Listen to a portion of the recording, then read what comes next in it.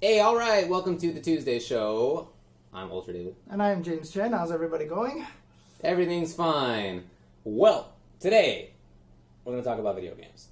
That's right. Sometimes on the show we talk about drama and other crap, but today, we're actually going to talk about fighting games, because there's a bunch of new ones. Mm-hmm. Absolutely. Tekken 7. Inj2. Inj2. GGXrd Rev2 2. Street Fighter 5 2.1, etc. And Yes. that's not even it. I mean, we're done with like the major games coming out, but there's like more stuff coming out. Right. Not too long from now. Like Uniel's going to be coming out Under and Night. stuff like that. Yeah. That's right. It is a packed time. It's like the best time and the worst time to be a fighting game fan, because literally I don't even know how to divide all this time to play all these games right now. It's crazy. We're going to start off with Tekken 7. That's the one that came out, I guess, most recently. Mm-hmm. And have you played it? Not against people online. Okay. Oh, well, I have it on PS4 and I can't play anybody right now. So I have definitely messed with it. In fact, I streamed my first 4 hours of messing with the game.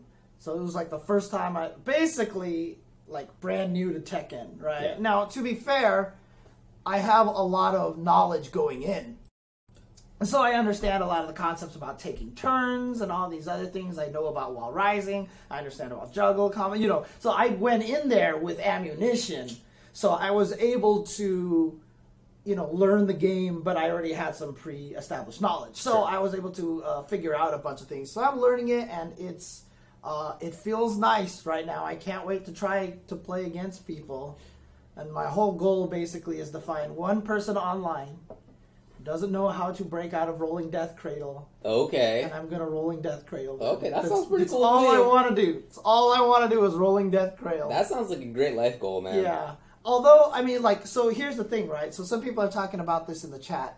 It is unfortunate that Tekken has this great package. It's got a lot of cool things. I mean, I don't know how much you've played it. I have, yeah. Okay, but I haven't played story. There's no tutorial in the game. Right. It's the one game that doesn't have the tutorial in it, and it's kind of unfortunate. Well, definitely it is. It's a complicated kind of game if you've never played Tekken before. I feel like most video game players have played Tekken before. Right, and a lot of people have said that, and then I actually respond okay, I did try Tekken 5 for a day. Yeah. And Tekken Tag 2 I tried when we had our guests come over that one time. That's it. I've never touched Tekken outside, so I've never actually played Tekken legitimately in the arcades or not. Because I was always a Virtua Fighter fan. And so for Tekken 1, 2, and 3, I thought the game looked like crap. Because the game did look like crap in Tekken 1, 2, and 3, and Virtua Fighter was beautiful. Yeah. And I was like... 3 was actually sick, that's true. Yeah, I was like, screw this game. Tekken sucks. Yeah. Virtua Fighter is where it's at. Wow. And then at some point in time, Tekken became more popular. Were you on Team Soul Calibur ever? I just loved, how in the attract mode they would show them doing the weapons thing in Soul Calibur 2. I never played it would in actually arcades. show them, the attract mode would just show them do the weapons demonstration and stuff and that was sick. Okay. I love that, but I never played that game either. Gotcha. So, yeah. Well, I don't have a ton of experience with Tekken, but I did play 5 back in the arcade a lot. Oh, okay. Okay. That must have been in 2003 or something. Forever ago. And then I played Tekken Tag 2 for maybe a month or two. I didn't take it super seriously, but I remembered a lot of the things that I did. Jack was still basically the same character. Still, I think it's basically the same character. Just tweaks here and there, obviously. And he still feels very much the same. I went in and I was doing intelligible things to me. Oh, okay. Combos are different, obviously. Things are different. But I remember where a lot of the important buttons are for at least for Jack, maybe not for other characters. Okay. But I went into it at 10-15% memory. Okay. Right. Got it.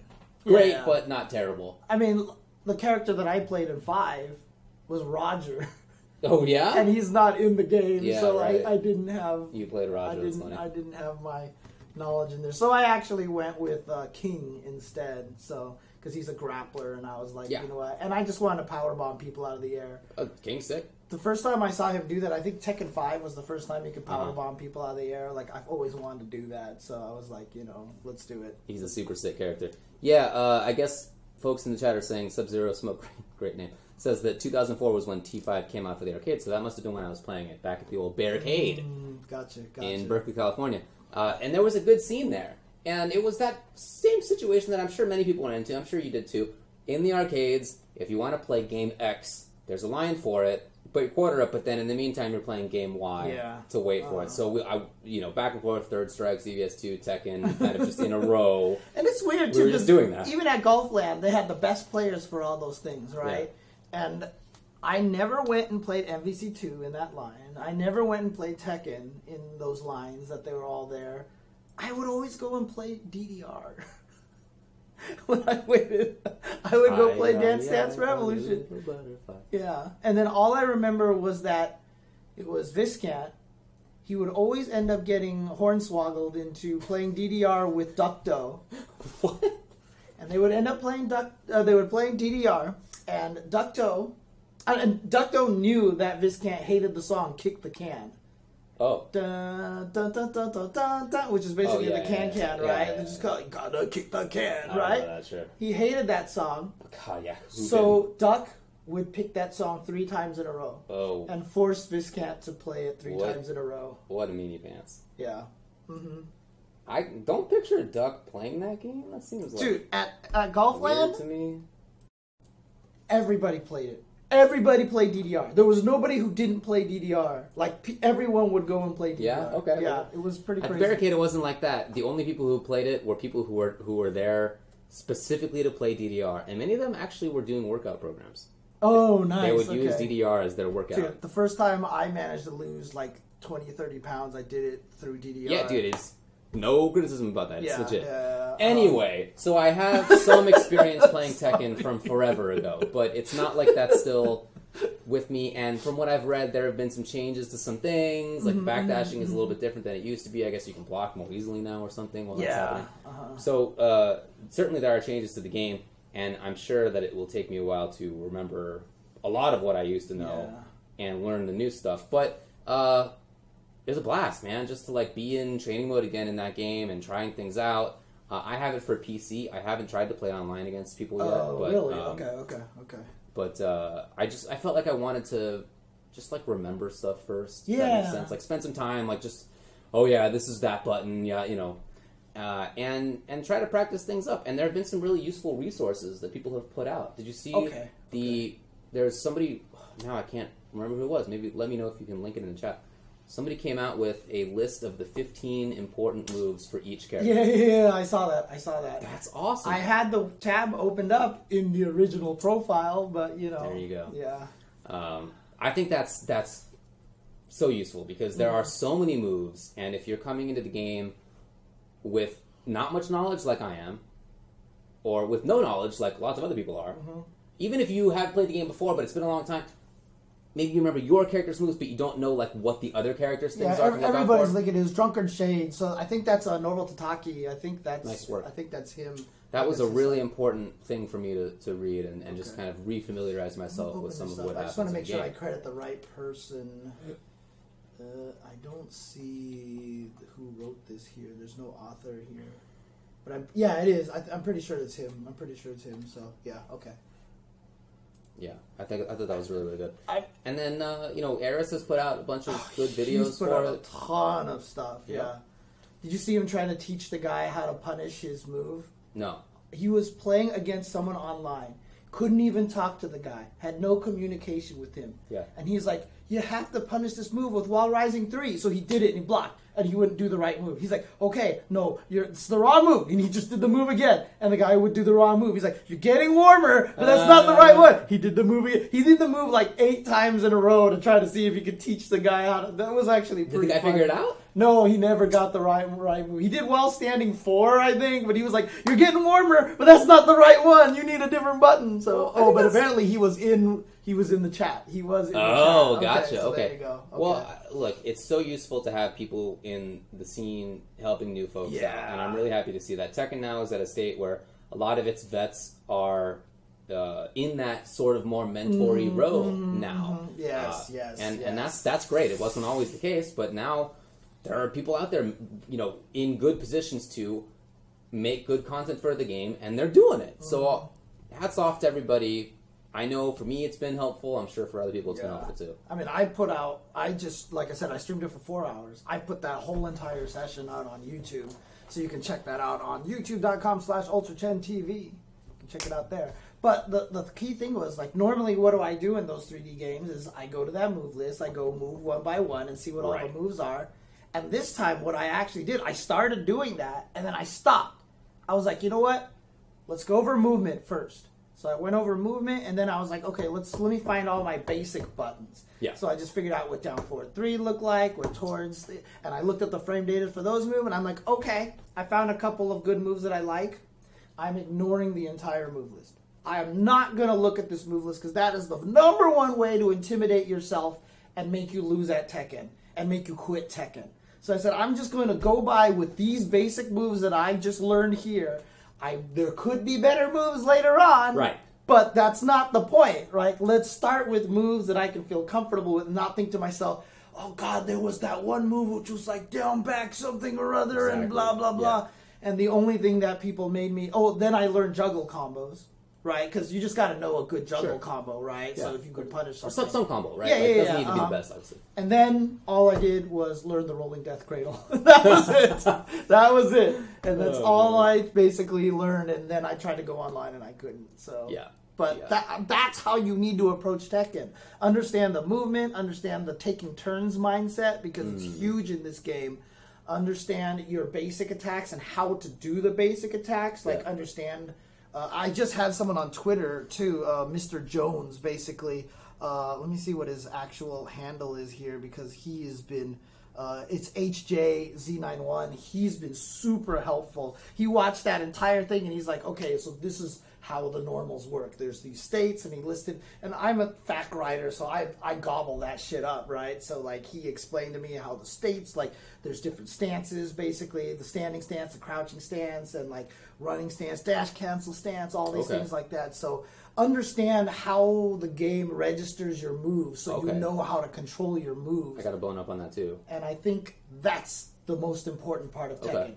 Just find some moves that are at least -9 or better, so you can't be punished, and then just go. Just go with that. So. Yeah, I remember in Tag 2 when I was trying to pick it up, talking with Rip about it, and he told me just pick 10 moves and learn them and do them. And much the same mindset as you're talking about right now. They don't need to be the best. Just pick 10 that, like, look to you like they'd be pretty good. Like, that you try, like, takes up this angle. Just pick 10 and you'll figure it out. And it's like jumping in to a pool and you have the little training things on, right? And over time, like, you'll figure out how to swim a little bit better, and, like, you'll figure it out more. You don't need the things anymore at some point, but you got to jump in the pool first. Yeah. You got to be in the pool. And that's, I think, a big way to approach the game. Yeah, I mean, honestly, it's how you should approach every game. In fact, even in Street Fighter, I even taught that. I made up this whole concept of pet moves. Basically, just find certain buttons that you think are cool, and at least you, like, pick 3 moves and just make them your pet move. So I was using Rufus's example, right? I was like, okay, well, like, Stand Strong looked really good. Crouch Fierce was a really good button because it hits across the screen. Even though Crouch Fierce is really ass at higher levels, but, like, just pick these moves and go with it. You'll learn why they're good and bad as they go. Right. And then you'll change the other moves as you go, right? You'll see other people playing your same character and you'll think, oh, maybe I should use the other moves. It's certainly a gradual process. Right. And I am certainly no Tekken expert at all, but I'm looking forward to trying to relearn it a little bit, because it is a blast of a game. It's super pretty. I like to watch it a lot. It's really fun.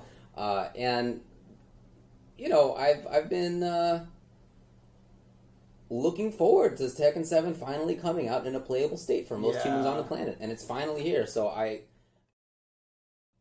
don't want to do, as I have occasionally done in the past, I don't want to anticipate a game, and then when it comes out, just stick with whatever game I'm already playing. I've been there before, and I don't want to make that mistake, because I don't want to miss the fun of a game like Tekken. It's a blast. And at this point, it's pretty unique. The other 3D games have not really, survived. Yeah, Tekken. Well, Tekken was barely surviving, too. True. Tekken 7, I feel like Tekken was kind of like going, ooh, yeah, for sure. And then all of a sudden Tekken 7 came out, and it was just like, bam! All of a sudden. Oh, it was a huge in tough shape. I mean, I remember lots of conversations between, Tekken folks. What can we do to help Tekken? Tekken's not doing well. What's it going to take? Well, this is the chance.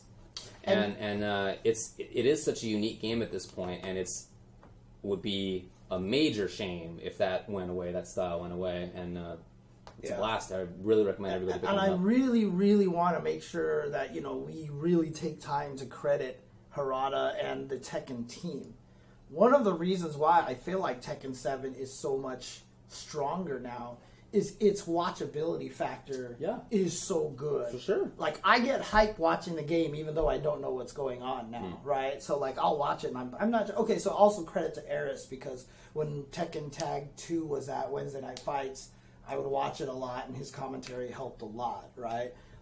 So one, good commentators help the game a lot. But two, the presentation of that game is just fantastic. I always give the example, Injustice right now, I hate the pause and reset thing, right? You know, when pause and go to character select, right? Tekken 3 was kind of like that automatically, where they did the 3 different camera angle victory. Boom, boom, boom. And you're just, it didn't feel like it was cool because it was camera angles. Yeah, 3D. At the time that was new, right? Right, and but for fighting games, I didn't get that cathartic release that I keep saying that games need to have, right? So when Street Fighter, when you hit someone, it's like, boom, KO! And you get that really nice release, right?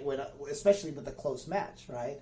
So Tekken 7's removed that 3D camera angle thing. Then they added the slow motion, which is hey, let's make the cathartic release even more cathartic, right? Because it's just there's build up in it. It's what I mean? What's happening? That kind of thing like that. So and then it's just so beautiful. The game is so ridiculously beautiful. The way counter hits look and all sorts of cool stuff is just built into that game. And they've even added a lot of little small things like homing attacks. If you notice, have little particles come off of them. I heard that's been that way, and I don't know whether that's accurate or not, but I saw a Twitter exchange where people say, yeah, that's been around. Oh, okay. Screw attacks make a certain hit sound when you hit them, so those are the moves that give you the extra juggle, right? So when you'll actually hear it, it has a different sounding sound effect, which could have been like that forever, so I don't know. But I just feel like they've done so much to the presentation to that game, because...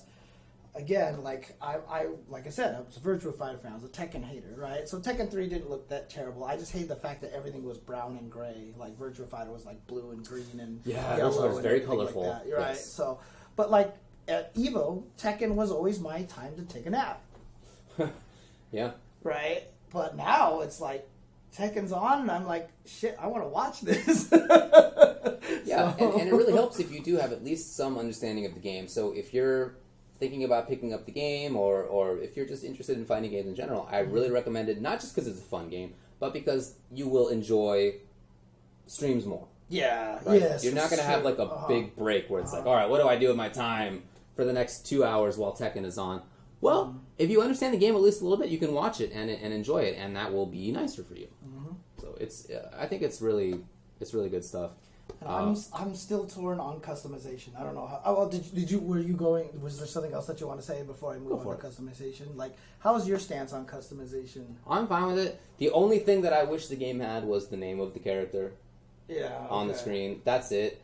That's been a problem for me with Tekken since forever. I don't know why they insist on not showing what the character name is. Once you've played the game a few times, you'll know. But if you're just popping in and you're like, all right, I don't know this game very well. Who's that? Maybe this character looks interesting. Maybe, hey, she looks cool. What's her name? I don't know. I don't know why. Why don't you just put it on there? It's not that big of a deal. It's just been annoying to me. Yeah. But for customization, yeah, I'm fine with it. I think it's very cool to give players some sense of control over what their character looks like. I really enjoy it in Injustice. Back when I did play Tekken 5 in the arcades a billion years ago, I thought it was awesome. I just really enjoy it. Yeah, sure. Okay. Sure. Yeah, I mean, the hardest part for me, going back to customizations, is that the same people, the deer head can customize any character. So you can use the same customizations a lot of times for any character. So you can dress them all the same. And by the time you dress Miguel and Brian, and like I don't even like. It's just like they look literally the same. Well, so you gotta look at the stance. Yeah, right? Exactly. And, right. That's what everybody says when I said, oh, you gotta, the name should be up there. They should say, look at the stance. Well, yeah, I mean, once you know the game, right, I say, look at the stance. And I can do the same with other games I play. And I see the stance and I say, yeah, I know that character. But I don't know the game that well. Okay? It's gonna take me a while. And in the meantime, it's just kind of obnoxious. But, yeah, no, I really like the idea of it. And I like that some of the things are wild, right? I like that there's bathtub. I think that's super cool. Because it's the game not taking itself super seriously. Okay. It lets people have some fun while they're playing a video game. I think that's awesome. And I mean, I hope they don't use it during tournaments. That's the thing that I'm concerned about, is the customization during tournaments. Because, in my opinion, there's a lot to be said about characters being recognizable. And no, I'm not being hypocritical, because I hate Wolfhead Ryu and Wolfhead Akuma, and I think Cowboy Ken is stupid. You know, like, I don't like a lot of those costumes, because what happens is they reduce the recognizability of the characters for casual viewers. I think that's true. You know, sure. And the hardest thing is, like, in Street Fighter, it's a little different because the voices are a lot more prominent. You'll hear Kikoken, right? You'll hear stuff like that. And the outfits, like I said, they're not shareable between the characters. Yeah, also, it says, like, Ken versus Zangief. At the top of the screen. Yeah, exactly. Right. So, there's something about that, and it's a little easier to understand, a little bit easier to grasp, right? But, like, for Tekken, like I said, when there's, like, Deerhead this person, Deerhead that person, and I just think it gets a little confusing, and it hurts to the iconic nature of that character so that you recognize them all the time. You know what I mean? Like, you expect Cloud to look a certain way. When you talk about Cloud as a video game character, he's got that outfit, and then there's, the Advent Children outfit. You know what I mean? But still, for the most part, Cloud is Cloud. So yeah. I get what you're saying, but I don't really feel like that's been a big problem. I don't know. I still feel like there are those characters in Tekken. Like, if you are familiar with it at all, like, you're gonna know what some of the mission moves look like. Like, you're gonna be familiar with it to some degree. And the fact that you can customize things doesn't make you think, what's up with Akuma? He always has a bathtub now? Someone is saying that the character names is in there. I think it's only on the loading screen, right? Or unless that's changed. Let me know. Because I know on the previous ones. Okay, so I know on previous ones they would have the character name there unless you had a custom nickname and then it would replace the character name with the custom nickname. Yeah. I don't know if that's the case right now, so... Imagine Evo Moment 37. I know who Cloud is. Imagine Evo Moment 37 with Cowboy Ken. I mean, right? Like, I don't know, would that make it any worse? I think so. Yeah? I think it would make it look far less iconic. The character names are there in offline versus. That's cool. Okay, I'm glad to hear that. So okay. typically when you see a tournament, I suppose that will be the case. But I guess now that I think about it, all the Tekken footage I've watched has been online. Yeah, not just online, but also arcades. Because it hasn't been on console until 5 days ago. It's true. So it's been like somebody's name under the life bar rather than in their character. Right. So, okay, cool. That's good to know. I'm glad to hear that. But that does mean, I guess, that if you're playing with the customization, like, it's your character. Yeah. So it's not going to have the character's name anymore because it's you. Because you're playing online or you're playing in the arcades, I guess. I don't know. Anyway, but it's good to see that that's there in general. And I mean, they're going to have to be worried about some customization stuff because you see, like, the KOISG combo video with the fish. No, I didn't. Because you can apparently throw the fish, and it can hit. So, like, he was showing, like, Eliza was just doing, like, the little fireball streaks, and she'd throw one and block it. Then he would throw a fish, and Eliza would do another one, and he would get hit by the fireball, but then the fish would hit Eliza out of the recovery, and he would combo into his rage art.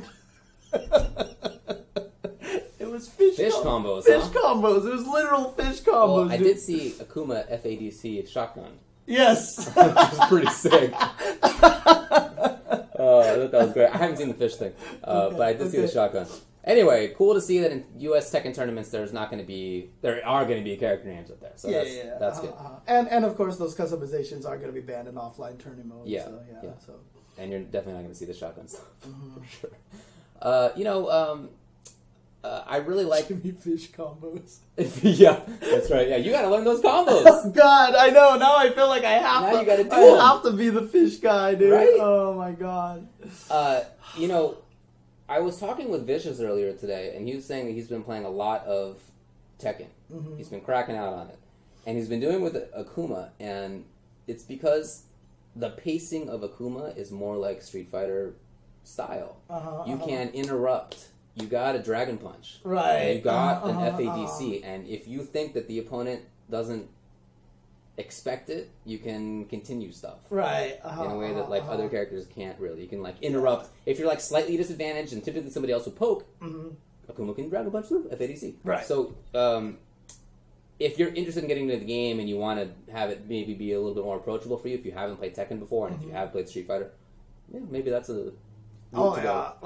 I was very tempted to learn Akuma to help me ease into the game, but I really wanted to learn Tekken. Same. So I went with King. Eliza's probably the other character I kind of want to try because she's kind of this lesser degree Akuma because she does have fireballs and she has a dive kick and stuff like that. So I thought she might be interesting to go with. Okay. But I went with King first. But someone in the chat earlier said that Nobi, the really famous Japanese Tekken player, has started learning Street Fighter V because he's playing Akuma. That's awesome. So it's genius. The addition of Akuma into the game is genius. Agreed. Absolute genius. Agreed. Absolute genius. Yeah, man. So, well, like it a lot so far. Highly recommended. Beautiful game. Buy it for PC. Yeah, and you know what? So KJedka in there even says a great thing. So playing Akuma messes him up because he ends up crouch blocking a lot and he gets blown up. So playing Akuma, you can play your offense, but you learn Tekken defense, which is so good, which is why it's just genius. You know what I mean? You start learning the proper defense. Right, Tekken defense is not to crouch block. Yeah, right? It's the opposite. Exactly. So it's like a perfect way to ease people in the game. You can play one half of the game the way you're used to. You'll learn the other half, and then you can transition to the other characters. Yeah, so it definitely makes sense. I think that's great. But I'm going to stick with the big man, Jack. Yeah. I'm going to go with Jack 7. Oh, man. Cool looking character. Nobi is going to enter SFV. At EVO, huh? At EVO. Yeah, I'm glad to see crossover. Yeah. Those two scenes, at least in the US, for a while, were not terribly crossover heavy. They really started to fracture at some point. Yeah. But a lot of the older Tekken heads also played and continue to play Street Fighter. Yeah. And a lot of the older other game players also played Tekken. Right? Again, even though I'm certainly no Tekken expert, my experience with it was only when I was in the arcades and everybody was playing everything, and so I did too. Right. And everybody else had that experience too. So it's nice. It would be nice if there was again more of a combining together of the forces. Well, I'll tell you this right now. I went on Twitch at one point in time, and Tekken was third in the list of games, and it had 30,000 people watching or something. Granted, 11,000 of them were on Maximilian's channel. Well, that's great. I mean, that's more than he typically gets. He gets a lot of viewers, but I'm sure part of that 11K was because it's Tekken. Yeah, but Eris had 1,000 some people on there. There was a couple of other guys from Asia that had 1,000 people had a couple on there. thousand. Yeah, so it's really, really exciting. It's really exciting. Yeah, really happy about it.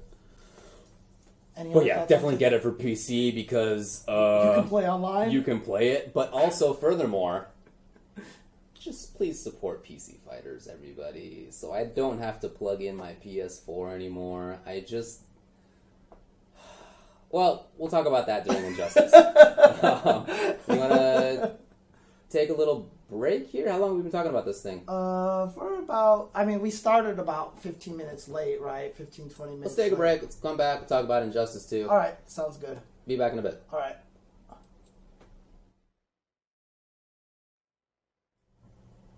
Hey, welcome back to the Tuesday. We're going to continue talking about video games by talking about this one, Injustice 2.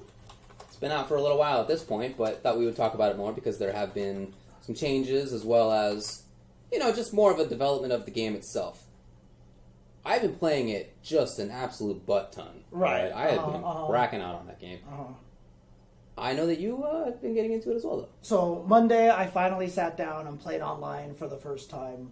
So it was basically the first time I had played against people, and it's a tough fighting game to get used to. Like, honestly, it's the controls, the pace, the movement, how everything is kind of like so early committal to Very it. commitment based. Yeah. But again, as I was playing, I tried not to blame the game. Like, a couple of times maybe I came out like, stupid game, because I'm like dying, right? Yeah. But like, I always had to make sure that I come out with the point that I'm not used to this game. And as I started playing it, I started feeling the pacing. I started understanding how it felt a little bit more. Yeah. But, because of the early committal,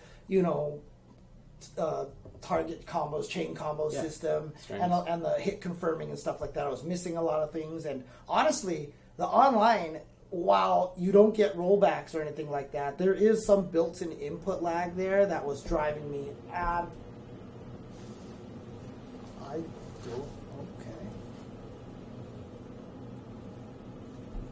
Can you please tell that dragon to be quiet? Like, it's just roaring really, really loudly for no reason. But like, I could do this combo like 100% in training mode. Like, it just would not drop. Well, you're right. There are a couple of frames of lag built in. That's how they did the netcode when they announced MKX.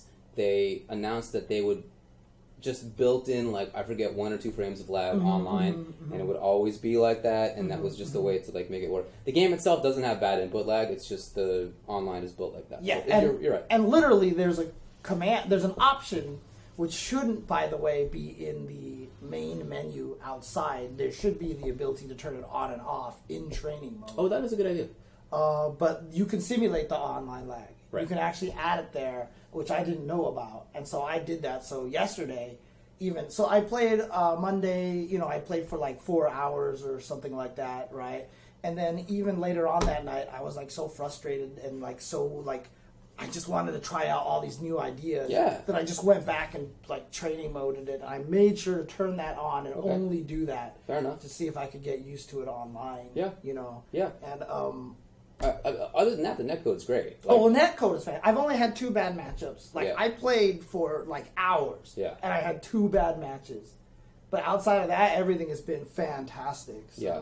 I mean, I played with Mono in Puerto Rico, and I've played with Perfect Legend in Ohio, and I've played with like Jur in Montreal, I think. Like a lot of different places, and it's almost always been good. Mm-hmm. It's only a couple of times that I've had crappy connections. You're going to have to teach me Scarecrow, by the way, because I have no idea what he's doing. You got it, man. He's a great footsies character with good pressure. I started swinging this thing, and I didn't know what to do. I was like, when am I supposed to... Am I plus? What? It's like Chang. Right, okay. Like, he swings the thing, and he can keep it going if he wants to, or he can stop it if he wants to. And there's no absolute guard in this game, so it's easy just to get popped in the middle of that. Yep. If you think that he's going to stop it short, and you try to attack, but he kept it going, then he hits you. There's just this.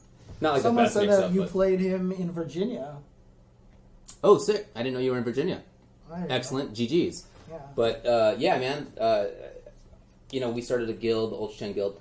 And I've actually played with a bunch of those folks. Oh, cool. There's like a little guild chat. Like the way it's like BNet, dude. It like you like go on there and it like literally looks like 2000 eras BNet to me on the little guild page where there's like a list of people who are in the chat, and then it's like you can chat in the thing. So I basically just post up, hey, anybody want to play games? And sometimes people say yeah. That's awesome. So, yeah, I think it's really, really cool. But the Ultra Chen Guild is full, right? No, it's there's now 2 or 3 empty spaces. Oh, really? Okay, because I created a new guild because I thought I couldn't get into that guild. Can you be in more than one guild at a time? I'm not sure. Because I would like to be in both guilds. I think that would be cool. I don't know if you could own your own guild and join another guild. I'm not sure, but yeah, it was. It is a really cool arrangement, and I just really like how the game is shaping up. Lots of people are talking about top 10, bottom 5, as folks are wont to do. Right. And there's a lot of, like, sort of agreement about things. Like, obviously, these characters are strong. Are they the best? Or fifth? Or whatever. Like, it's like, not like, I think this character's garbage. I think he's the best. It's not that much of a disparity. But there definitely is a disparity in how people view the different characters, the different tiers, and I think that's great because it means that people are still figuring things out, and that's even the case with the returning characters. Yeah, Black Adam, Aquaman, Superman, Batman. Those are all very good characters. Obviously, Catwoman. Like lots of returning characters are strong, but even though you know how they basically work because you've been playing them, there's still some question. Like, is Black Adam better played at here or here? Is he a counter poke character? Or is he a far zoner? A lot of different ideas about that stuff, and I'm happy to see that kind of thing because it means that even for the characters people know, there's still like debate about how their playstyle should do X or Y, and it means also that for the new characters there is a ton of variety. People are playing different characters, different new characters very differently. So you'll see some people play Atrocitus and just do like the forward two whatever, and get in there for the mix-ups. But those mix-ups are unsafe, right? If you block the low or if you block the overhead, you can punish him on both sides. But if he hits you with a lot of damage, so people are still playing that style. Some people just wait for the cat. They just wait for the trait, and then they play the offense. Some people wait for the cat, and they zone with it. You know, there's like different ideas, and it's cool to see how it's doing right now. Yeah, I'm really excited for that stuff.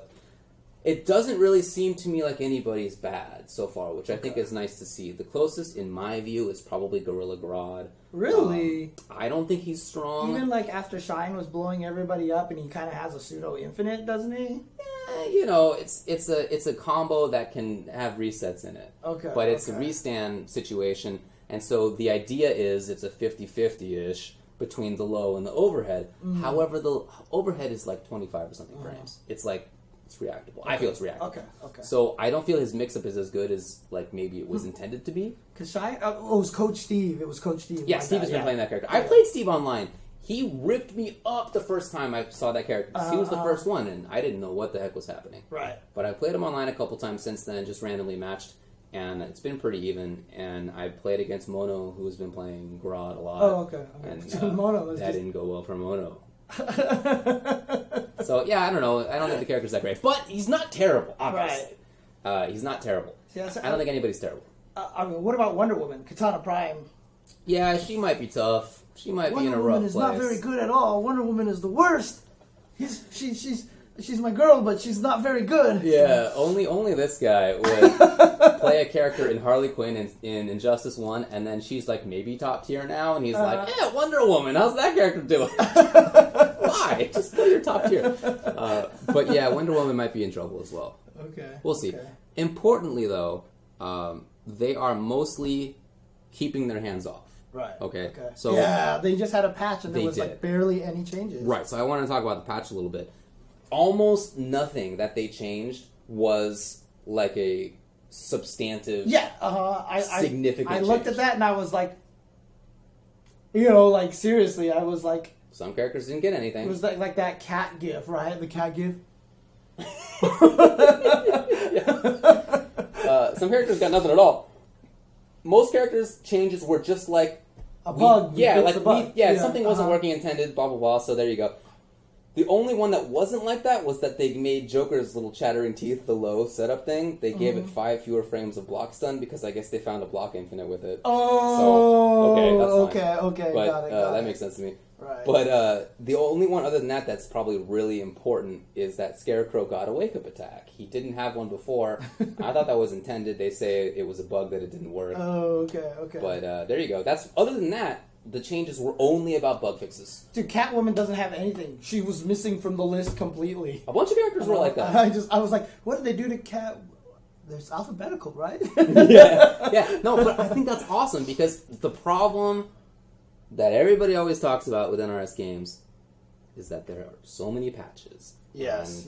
It's gotten to the point now where everybody expected there to be patches, and what I really wish they had done in retrospect is say, we're going to keep our hand, like announce it. Right. We're not going to do anything until this period of time, unless there's like, hey, you find an infinite, let us know. But other than that... Like, I'm surprised that patch didn't fix Grodd's weird pseudo-infinite. It's not really. It's not an infinite? Okay. It's not that big of a deal.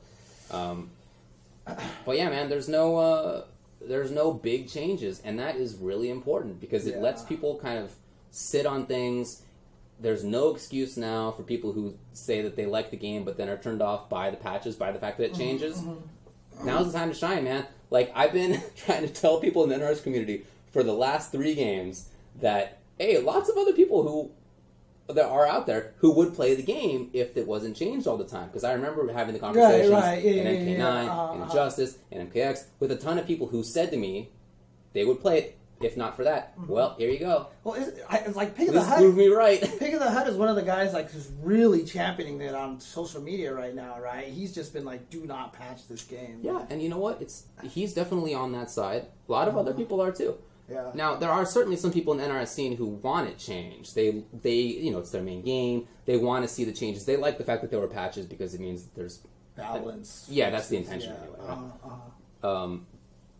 But yeah, I'm certainly obviously on the side of please don't change it. No. Like, let us figure it out. Right, that's the thing, right? Maybe it's the case that X or Y character is the best and super good. Maybe some characters ass. But give us a few months, man. Give us like half a year. Because figure it out. I mean, I just always got to bring up Sentinel in the original MVC3, Wesker in new MVC3, right? Like these characters who are just like, God, this guy is broken, and then it's just like. And in the NRS scene, there really isn't that experience because it's wow, Tanya seems ridiculous. Let's take time to figure her out. Oh, she's already changed. Yeah, she was good anyway, but that's the history of it. Superman's absurdly good. Let's figure out how to deal with him. Oh well, he's nerfed.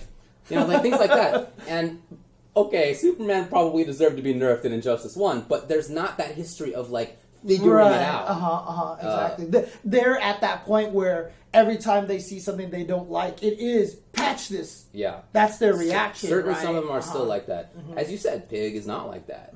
Tom Brady's not like that. A lot of people want time to figure it out. They'd rather have the time. So I think that's really good, and that is what NRS is doing. I just wish, like I said, that they came out and said it because there's still this. Well, there's a feeling among the general FGC that this game is going to get patched, and so you don't get involved in it unless you're going to make it your main game because it's going to change too much. That's still like a perception out there. It's understandable because that's their history. So if they said it, if they said we're going to just leave hands off, I feel like that would be a little bit better. I agree for their game, except for just like you said, some egregious stuff. Yeah, they find some crazy crap. That's fine. Like other characters, other companies do that. Remember even in SF4, right? Like they found some Fey Infinite and it gets patched out. Right. Yeah. Fine.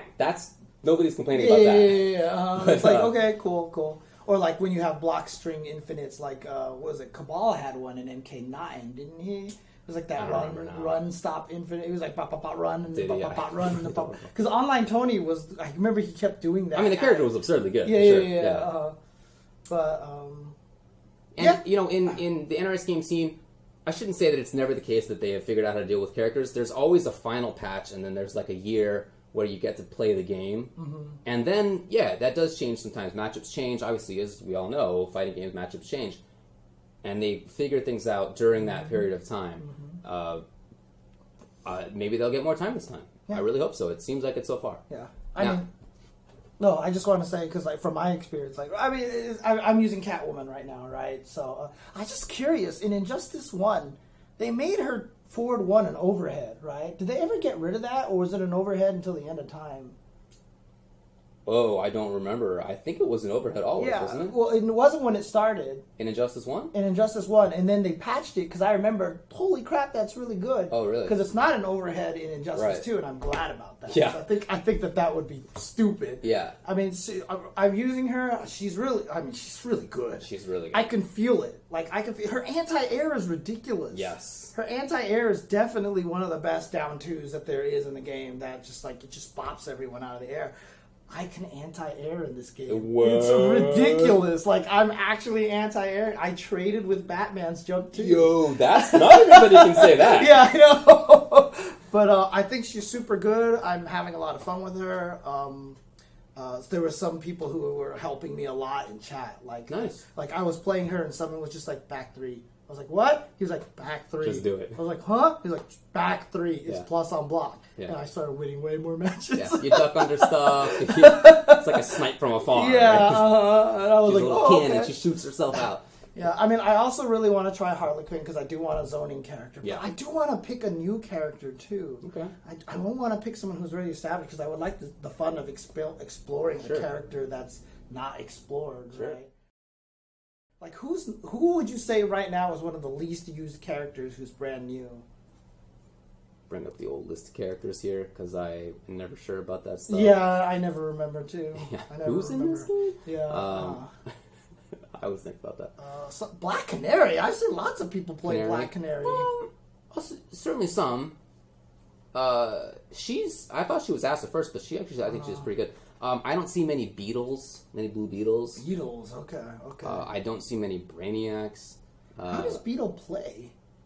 Well, that's part of the thing is I haven't seen him enough to really know. Yeah, I mean, I've heard conflicting reports. Some people think that he's a pressure character, and some people think he's a zoner, and I don't know which one of those is real. We'll see. Yeah, Beetle I don't see terribly often. Brainiac, Captain Cold is pretty underused. Really? I thought Captain Cold would be like super popular. No, not really. I like how he actually has customizations that make him look like Mr. Freeze. Yeah. Yeah, you can play Mr. Freeze if you want. Let's see. Yeah, I think that's probably. Oh, Ivy I don't see very often. Oh, really? Because she was Poison one of the Ivy I don't see very characters I often. kind of experimented with. Yeah, I found an infinite with her too, right? I started the little whippy stance thing, and I just kept hitting the trade, but I think it was the trade button, and I did 4 in a row, and it just continuing combo in the corner. Infinite. Never mind that it uses meter and stuff like that. Okay, so yeah. Yeah, I don't see her super often. Although Dragon made top 8 at Combo Breaker, mostly with her and Aquaman. I mean, Flash, I did want to learn as well, but Flash was. I felt like he would be kind of similar to Catwoman, kind of close range-ish, kind of... See, the thing is, I'm not sure Catwoman's a close-range character. I think she's like a footsies character. People were telling me I wasn't attacking enough with her. Oh, yeah? I don't know. I felt like she was kind of a footsie character as well, but... Definitely Flash is. Yeah. And Flash is also like a hit-and-run type of character. He has that stance, like the Ready, Set, Go stance, whatever it's called, that you can run out of. But you can also cancel your run, so it's you can approach, I'm stopping. You got that whole side of things.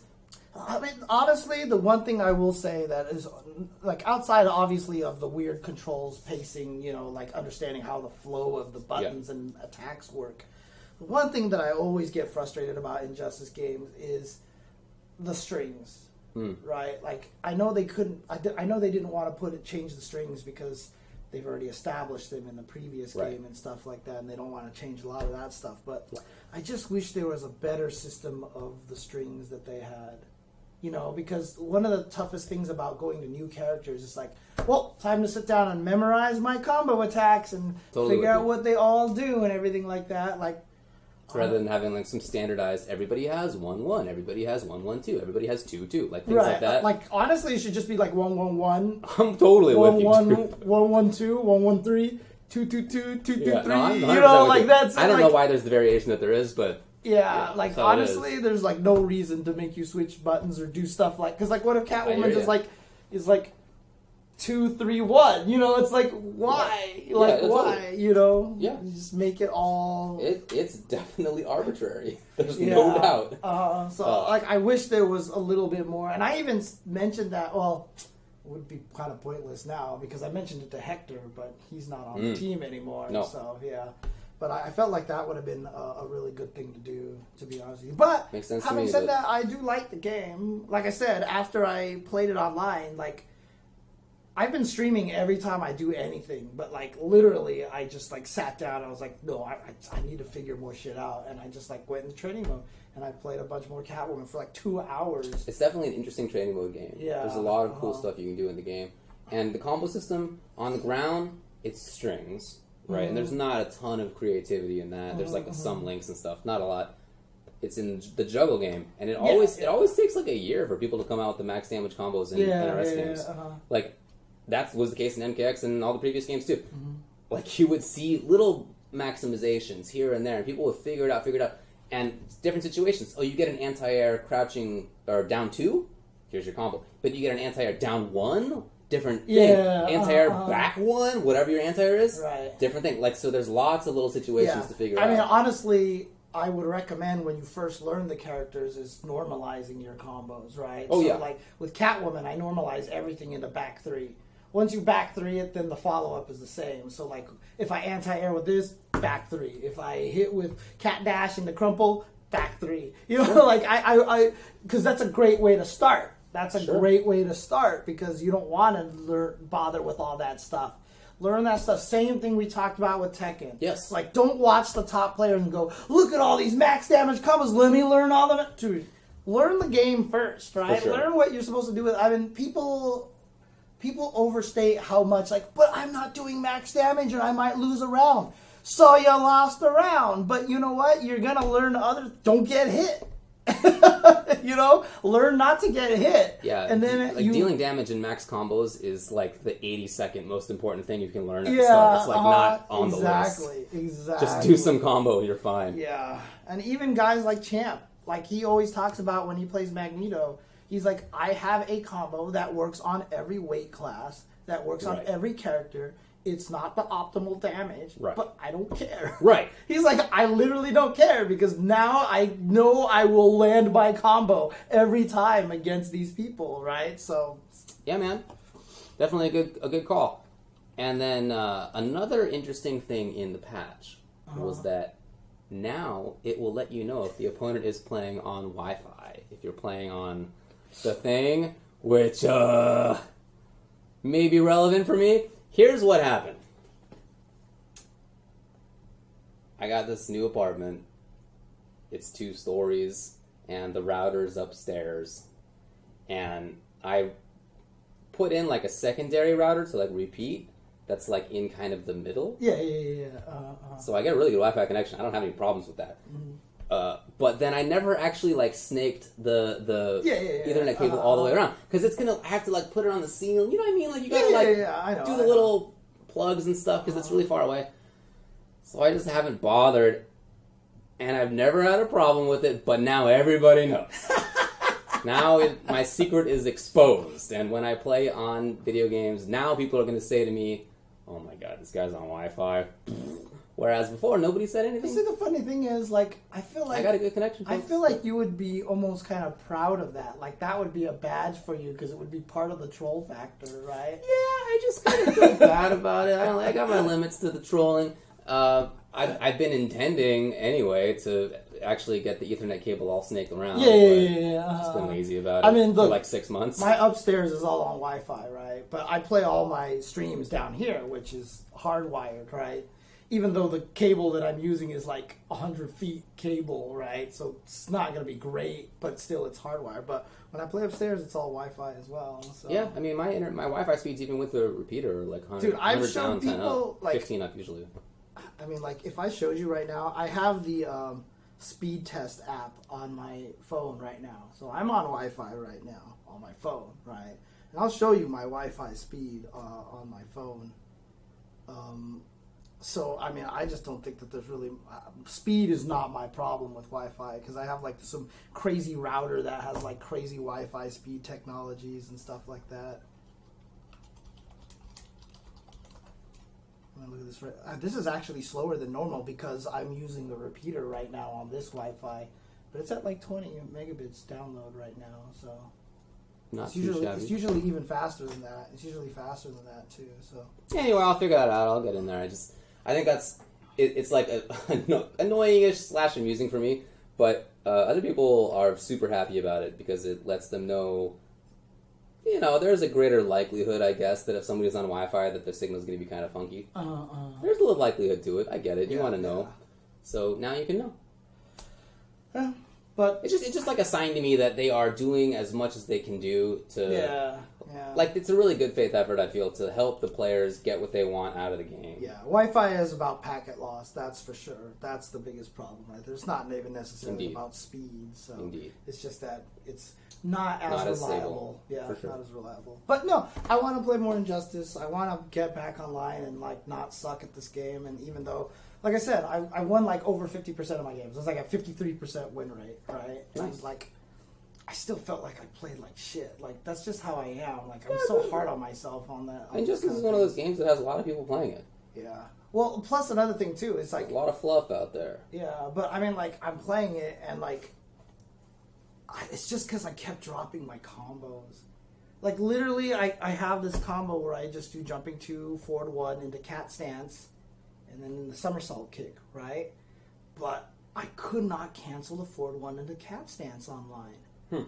And so I would play some rounds where I just said, screw it, I'm just going to do forward 1, 1, 2, 3, which is the chain combo. Okay. So I just wasn't doing the damage. Okay. But, like, I would totally win. Yeah. Whereas when I kept dropping my combo, I would lose all my momentum and everything would suck and I'd get mad and then I'd die and stuff like that. I hear you. So I hate it. Like, it's like when I used to play in the arcades. Nothing made me more mad than a broken controller. You know, when I played in the arcades and the controller wasn't working. Yeah. Because the worst part about it is when the controller is broken and you're playing against someone you don't know, you can't explain to them that your controller is broken because then you're just an excuse guy. You're just making an excuse. Like, you're one of those guys like, I would have totally beat you if my button was working. You know, like, you can't explain it. So I would just get I get infuriated because I don't know what I was supposed to do. You know, I don't know, like, you just have to kind of hold it. True. Although my favorite experience was at Magic Mountain and I was playing Marvel vs. Capcom 1. Whoa. And I did not have jab, or I did not have light kick, and I did not have medium punch. I was missing 2 buttons, right? And I couldn't play, and I was just like, dang it, I can't do anything. Some dude totally comes up and challenges me. Dope. And so, like, I had to make up combos that didn't use those buttons. Sick. And I totally destroyed him. That's actually pretty cool. Yeah, I totally destroyed him. Which actually made me think that they should do like a mode where they like take away buttons and you have to play it. That's kind of fun. Yeah, kind of like as a side, right? Like as a side thing, as for fun. But I beat the guy and he was with his girlfriend, right? And he was like, totally could have beat him if I tried. And they like walked away. And I can't believe anybody says that anymore. Yeah. That's always been such a confusing statement to me. What do you mean? Yeah, I know, right? What does that even mean? And if you're his girlfriend in that situation, do you think, yeah, my boyfriend's right, he could have won? Nobody thinks that. There's nobody who hears that sentence and thinks, you're right, you could have done it. No, nobody believes you. Oh, man. So have you gotten into the gear at all? Have you, like, made your Catwoman pretty? I only had, like, 7 pieces of gear that I could customize with, so I switched some stuff up. But I haven't done too much. Like, there's one that, like, makes her arms a little more bare and everything like that, and it looked too much like the Halle Berry movie Catwoman. So I was like, no! But outside of that, like, I gave her goggles now, and, like, she has a different whip that looks exactly the same, but it's a different whip. A lot of the more common, like, weapon replacements look super similar. Yeah. And then once you get into the weirder ones, there's some that look really different. I don't know about the whip. I haven't seen hers. But all the other characters that I've seen have weapons that are pretty different looking. Yeah, I think, like, she had gloves that, like, when I switched the other one, I think her claws changed colors. And I was like, I don't know the difference. That's pretty minor. But as you get more gear and it's more, fancier gear, it gets pretty different. I mean, what's cool is hopefully if more people join the Chen Dynasty Guild. Chen Dynasty? The Chen Dynasty Guild, yes. So, basically, whenever people subscribe to my channel, they become generals in the Chen Dynasty. If you want to find it, it's ID 8 Delta Alpha Nancy Whiskey. Delta Alpha Nancy Whiskey. 8 Delta Alpha Nancy Whiskey. So if you want to join that and get me some loot, I'm totally happy with that. What a jerk. Well, the Ultra Chen Guild, for quite a while, I would sign on there every day and there'd be like 80 items. Now it's getting to the point, I think, where people have like gotten all the easy achievements, and so you sign on there and there's only a few loot boxes now. So it's supposed to be November. Sorry, not Nancy. Sorry. Okay. The rate of loot box gathering is a little bit lower now. But it's a process. You have to like hold the button. It's like, here's your loot. Yeah, it's like how some others are like that. Because if you had 80 in a row, like, do you have to sit there and do that 80 times then? Yes. Oh God. And I was excited every time. What if I was going to get the red Bane shader? Yeah, I was excited every time. Okay. I haven't yet gotten it. The Scourge of Santa Prisca. who is Blue Beetle? What does he do? Like, I don't have any interest in that character. That's the He hardest looks part. so stupid. I would be willing to play Poison Ivy just because I have a thing for redheads, right? So She like, looks cool. so maybe, and then she has the Marlboro with her. So 100% just calling it the Marlboro. What's that? It's that giant thing with bad breath in Final Fantasy. Oh, I don't know. The giant plant with the mouth that breathed the gas on you and just like every yeah, time you okay. ran into it, you were terrified for your life unless one of your characters had a ribbon. Otherwise, you were basically dead because you would be confused, slept, stopped, blinded, and silenced. Oh, your okay. whole like team. I don't remember it. Yeah, Marlboro, dude. So I would 100% call it Marlboro. I've just been calling it Little Shop of Horrors. Yeah, see, that's that. Oh God, I almost called it Seema. That's not its name. That was the name of the character. Oh, yeah. Yeah, it was Audrey. Audrey 2. Audrey 2 is what her name was. I heard Blue Beetle's deal is that... I heard Blue Beetle's deal is that he's like some fanboy, and then he got some suit, and now he's like a superhero, and so he's like excited to be around all these superheroes. Okay, so he's see, like I cannot play that character. I cannot play that character. That's what I heard. Sorry. And I didn't care enough to see whether that was true. But some of his gear gets rid of his crappy face. Like, you know how his face looks stupid? Yeah. I like a lot of the faces, but his looks terrible. You can actually get masks for him so you don't got to see that mess. So those are all right looking. I don't know. I can't play a character with that kind of backstory. I just can't do it. I don't like it either. So. But it's a cool game. Everything's good about it. I really like it. NRS, nice work. Happy about how things are going. Yes. Okay. Break time and then come back in next game. Please put it on PC so I can dump my PS4. Yeah, let's do that. Oops. Oh, shoot.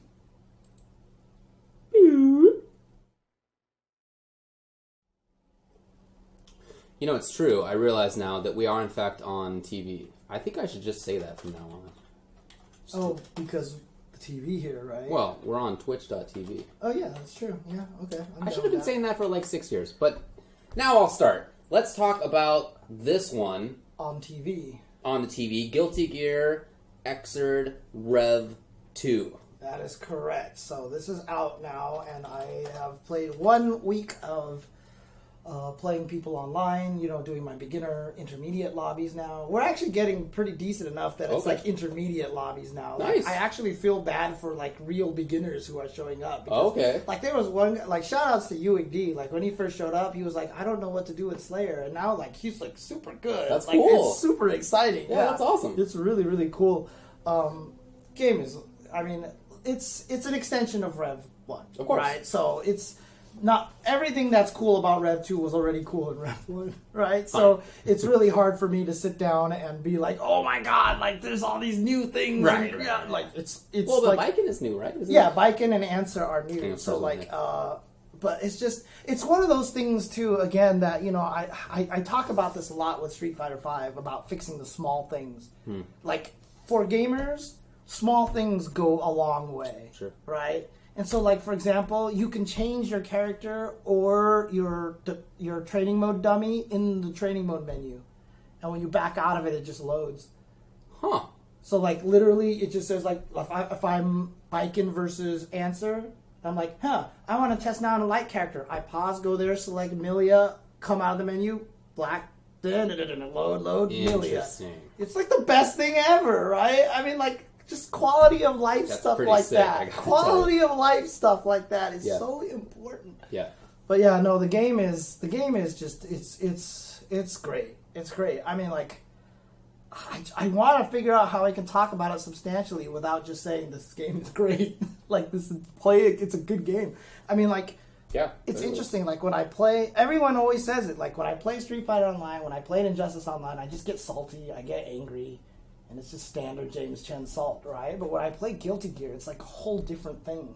Like, I just have so much fun playing that game. That's important. Like, it's just, there's just, like, the ability to just feel like you are so much in control. And it's weird. Whenever I lose in that game, I never feel like it's something like, oh, I didn't know, or like, oh, or this thing. Like, I've only gotten mad at Leo, because Leo is Unga's, it's true Unga status, right? So... But, like, outside of that, like, the game is just, it just flows so good, and it's just so much fun to play. And I actually feel like I'm consistently, continually getting better. So a couple of weeks ago, Choi Sauce, a guy from the UCI crew named Fadugli, and Sanchez came, and we just all played, and I streamed that, and dude, like, they're like here, and I'm like here, Yeah. so I was just like dying all over the place. Yeah, you gotta get through that stage. Yeah, but right? see, it's good because now I have the ability to play people my level or below, and then I'm playing these people who are better. Sure. And it makes it that much better. Like Sure. things sink in a lot more, you know, instead of just playing people who are better, that right? makes sense, yeah. And so, but like, I just feel like this very tangible improvement week to week to week to week. And Awesome. it's just like, I don't know, man. This game. It reminds me of how much fun I've had with fighting games in the past. That's you know really what I nice, mean? yeah. Like, and here's one of the things, right? So, you know, I know last week we talked about the Core Gaming video about some of the problems with Street Fighter V. I think I kind of narrowed down what I think most people have a problem with in Street Fighter V. Not everybody has this problem because, like, it just depends on your mindset and everything like that. But it's hard to feel badass when you're playing Street Fighter V because everything you do is something that everybody else has done. I see. Right? I see. And Guilty Gear is like the ultimate game of you just feel like you're a badass. Like everything you do, you're just a badass because like boom, I land this combo. Sick conversion that I made up right here, you know, oh, here's my cool mix-up. Oh, here's look, everything about that game you just feel, and even if you just land bike and super, you feel like a badass because it's just like boom, boom. You see this giant moon, and Yeah, like, there's a lot of really like impactful stuff in that game. Yeah, like, I was just watching it. I see moves, and I'm like, that looks like it's pretty cool. I like that. Yeah, there's a lot of that for sure. Yeah, very pretty game. It's oh god, you feel so good about yourself when you play it, and it just feels like everything is really under control. So like I said, like with Injustice, I'm still getting used to the movement and the timing and everything like that, but Guilty Gear just feels so fluid. And I'm using one of the least mobile characters in the game. Johnny is actually very not mobile, but like it doesn't matter because it's just like the ability. And it was weird because I wanted to write a tweet out that was listing the magic number for every game, which I call, you know, which is what I call the punish frame data. So for Street Fighter it's 3, the magic number is 3. Injustice, the magic number is 6. For Tekken, the magic number is 10. And I went to Guilty Gear and I was like, it really doesn't matter. Like, it's interesting. Like, people really don't poke with things that are like completely punishable like that. You're always canceling everything into jump cancels, making everything safe, and like the game is just like so I see what you fluid. You know what I mean? Like you're never hitting an attack and hoping you don't get punished. You know, like outside of raw supers and stuff like that. It's always like boom, boom, that didn't work. Okay, cancel that idea. Go into this thing and you know what? I'm in delay. Roman cancel. Hey, you know I'm safe. I don't know. It's just like I appreciate the freedom of the game. You can really see it. Again, I don't play it. I enjoy watching it, and when I watch it, I like the fact that people are freely moving around. There's a lot of movement in the game. It's very apparent. Yeah. And in Street Fighter V, I feel like movement is what separates a lot of players. Yeah. But it's not super obvious. It's like, you don't have crazy movement. Right. You can walk or you can dash, you can jump. That's basically it. How you move is important, but it's not like in other games, like in Gear, where the movement is like way more apparent. You're flying around if you're one character. You know, it's a different story for sure. Come on. I need to scroll this up a little bit more. Oh, thank you. Yeah, so, I mean, honestly, right now, there's really not much to say about Rev2. Like, I mean, they made lobbies a little bit easier, but, like, they actually put out this video where they showed all the differences between Rev1 and Rev2 and everything like that. But one of the things that they really tried to drive home in that video is just how much more beginner-friendly content exists in this game than any other fighting game that's out there. And I've just had some friends recently who have just picked up the game, and they're like, I love how the game teaches you combos and things like that, you know, and there's the FAQ in there, there's the mission mode, it's like, and even like the trial stuff where you have to just learn movement by popping balloons. Like, you literally just have to run into the balloons and, like, avoid sparks that circle around in the screen and stuff like that. You know, just, like, little things like that. It's so good for teaching the game. I mean, it's an amazing overall package. Yeah, like, it basically has all the things that you could want. We were talking about how Tekken is super awesome overall, but then like, where's the introductory stuff, right? It feels like each of the games, other than Gear, has like something that like you would want, but it's like not quite there.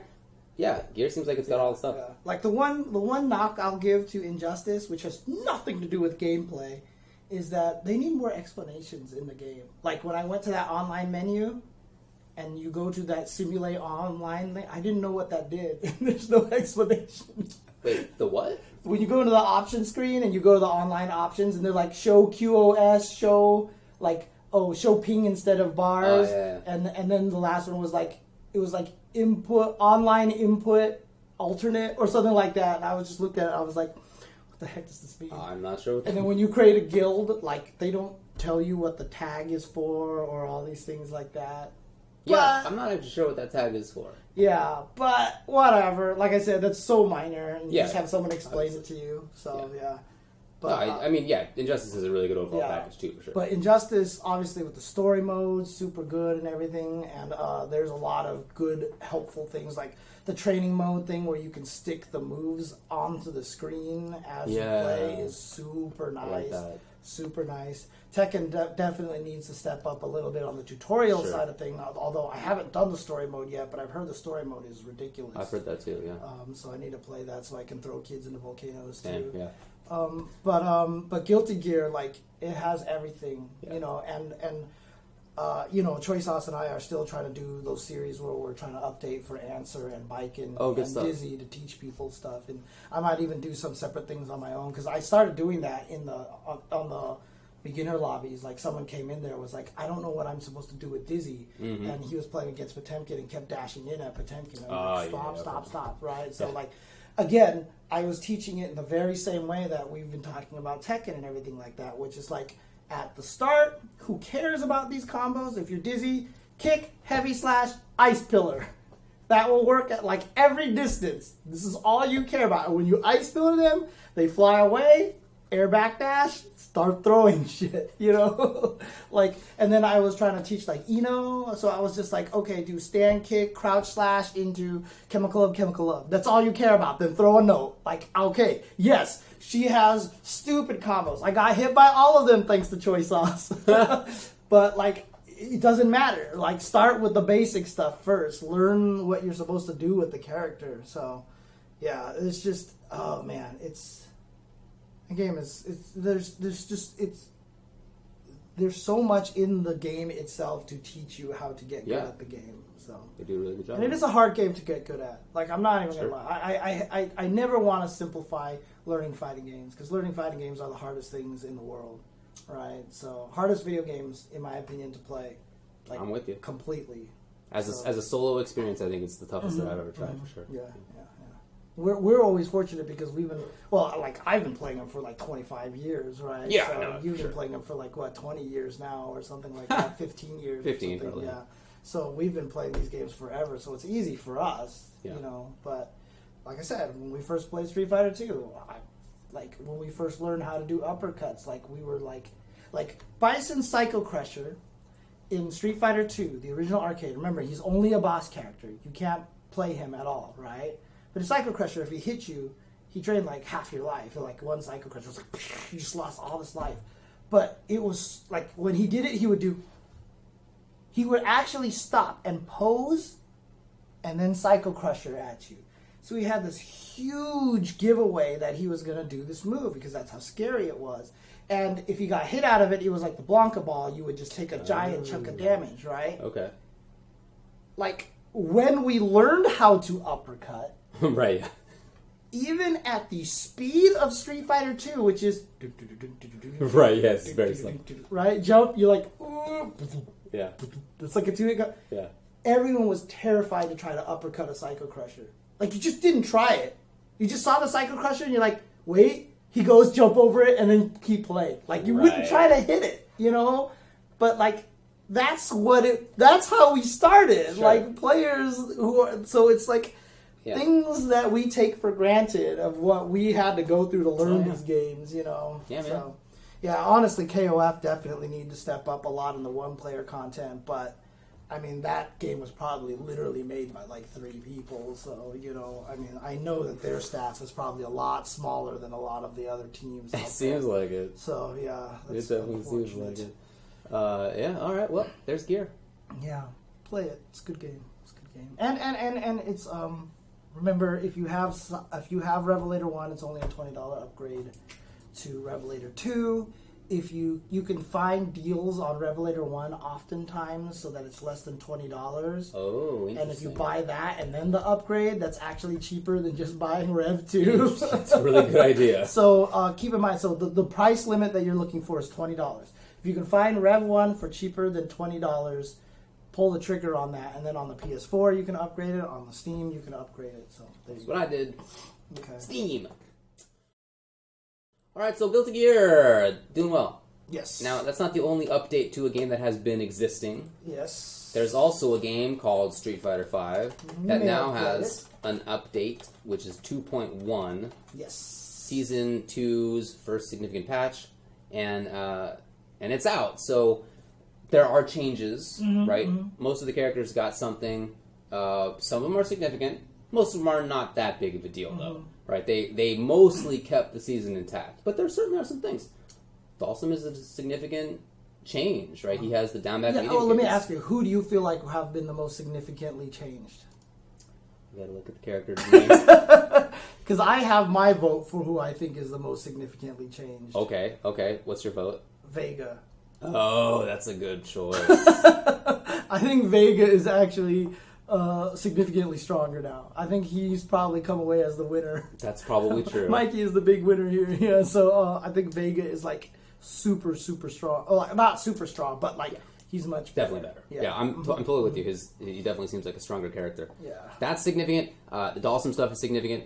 And he only just got the one low, but that helps a lot. Instant air teleport, empty into low. Oh, that can be real. Yep, and even just situations where opponents want to move and they can't walk backwards because now Sim can actually attack them low like without taking his life into his crouch hand. Medium kick or something like that. Well, yeah, like think about how many people will try to walk out of bad situations, right? Very common.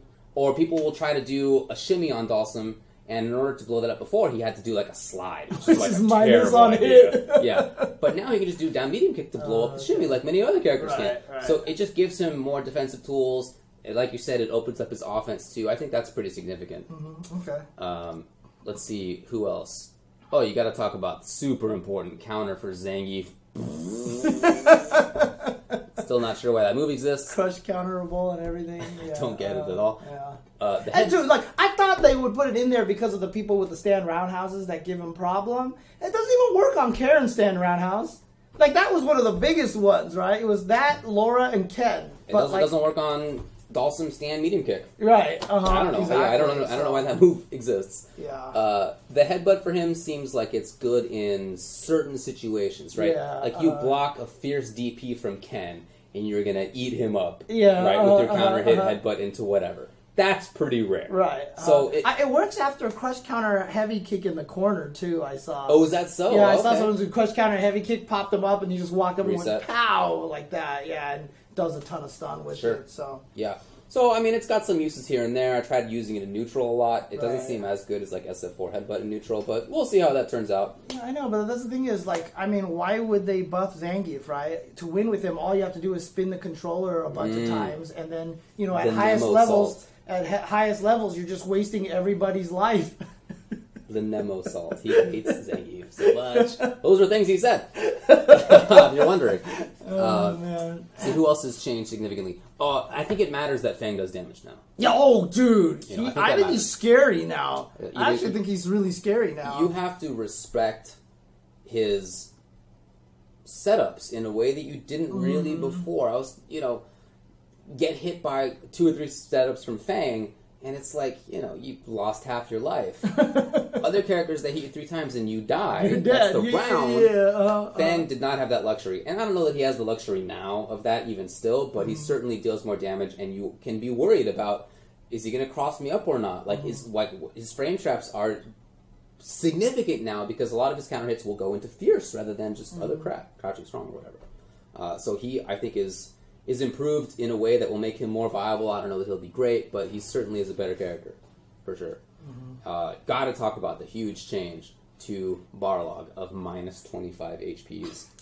Giant! Oh my gosh! Good luck to boxer players. There was a lot of rounds that he would win with a pixel left because it's of the crazy comeback. It's not nothing, but it's not huge. I mean, either. Not like, in my opinion, the biggest loser in this patch was Urian.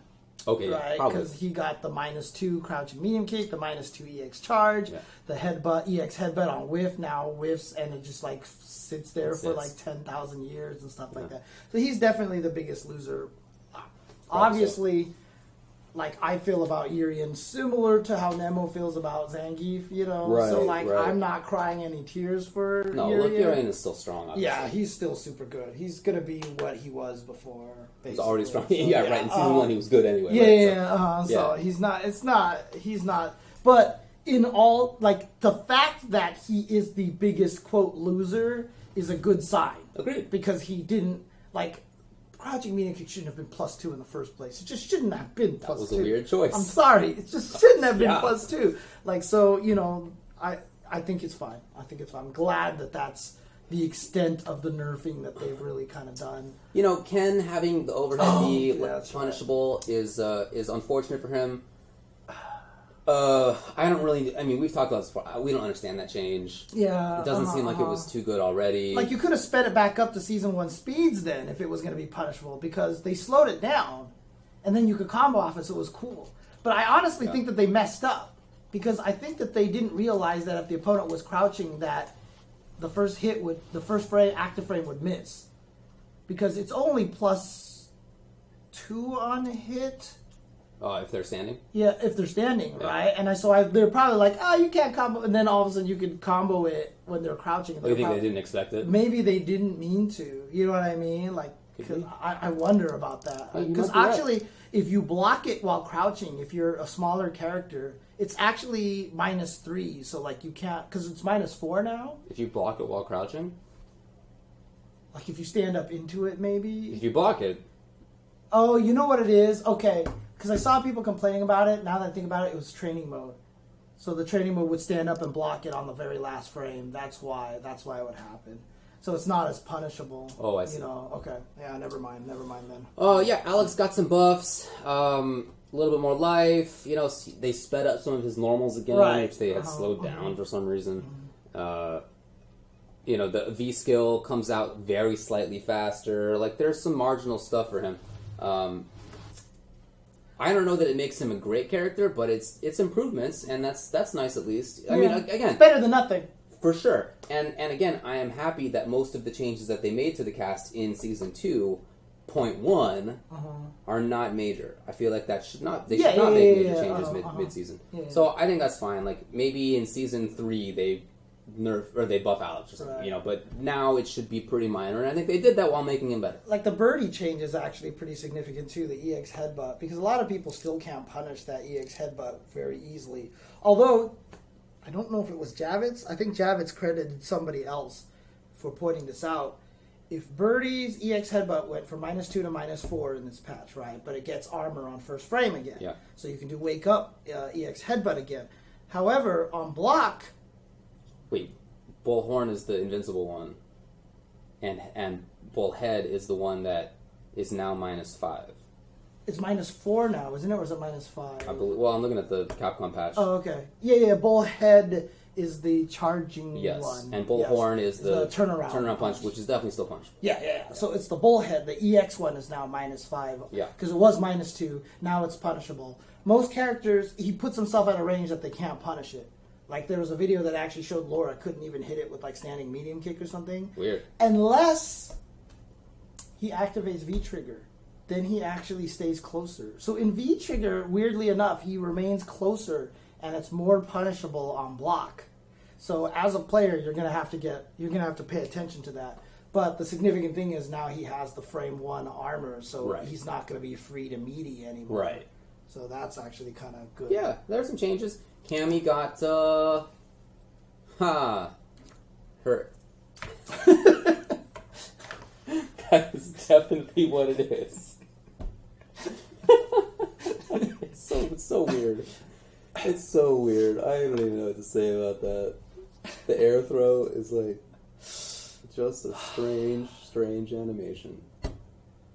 I don't know. It's just one frame of animation, right? Yeah. It literally freezes them and it spins them. It just rotates them. But the candy is doing the same frame of animation on two sides, right? Well, remember, it's just mirrored. It's just a model, right? It's a 3D model. Literally, it's frozen and they just rotate the model like this. So yeah. So it's literally a model. But it doesn't move. It's my point. She doesn't move at all. She doesn't move at all. Yeah. So I mean, it's funny because like I talked to Madge about it. Madge was like, as a programmer, it's really hard to program the reactions. That's the hardest part, is how to make it so that, like, because I said, just give her damn Frankensteiner, right?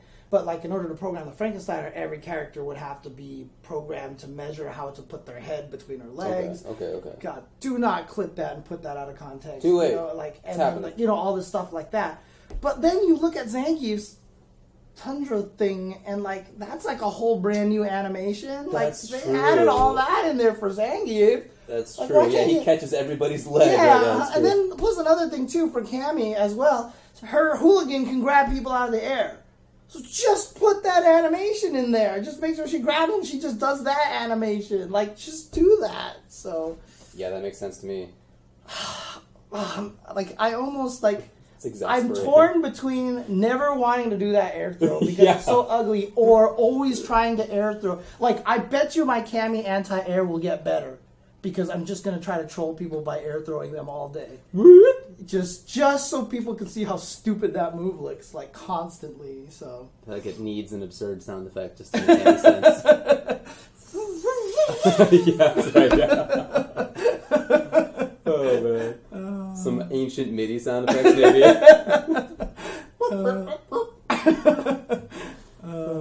Yeah, anyway, it's kind of weird. But overall, I'm glad that they didn't make huge changes. I think that's the right call. We talked about this stuff before. But yeah, I'm glad that they're not major things. However, Ed is also out.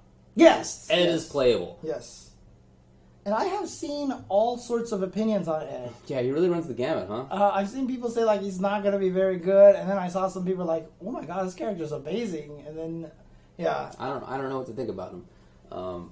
He seems like a more complex character than I thought he was going to be. Like, there's more complexity in there than when I first tried him, and I was like, yeah, I think I get the point, but now it seems like there's more to it. So that's cool. I hope that is true, because obviously we would like more complexity in characters. Yeah. So, yeah, that definitely seems cool. Of course, I like, as we mentioned before, I like his inputs. They're funky.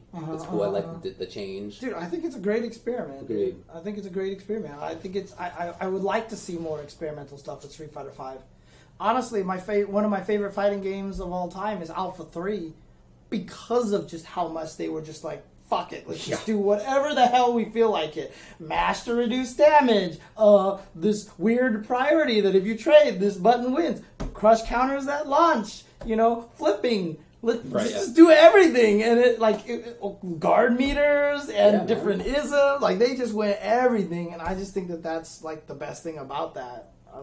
So seeing what they did with Ed actually makes me excited. Agreed. Yeah, for sure. Yeah. I just am not sure enough about the character quite yet. I've played against him a little bit. I've only been in training mode with him for a little bit. I've never used him. I gotta do that just to understand what he does. Yeah. And especially because he does seem like he's a little bit more complicated. It's not just like I figured he was just like some up-close pressure character, But it seems like there's more to it than that. There's some setups and some cool stuff. Dude, I'm excited because Infiltration is excited.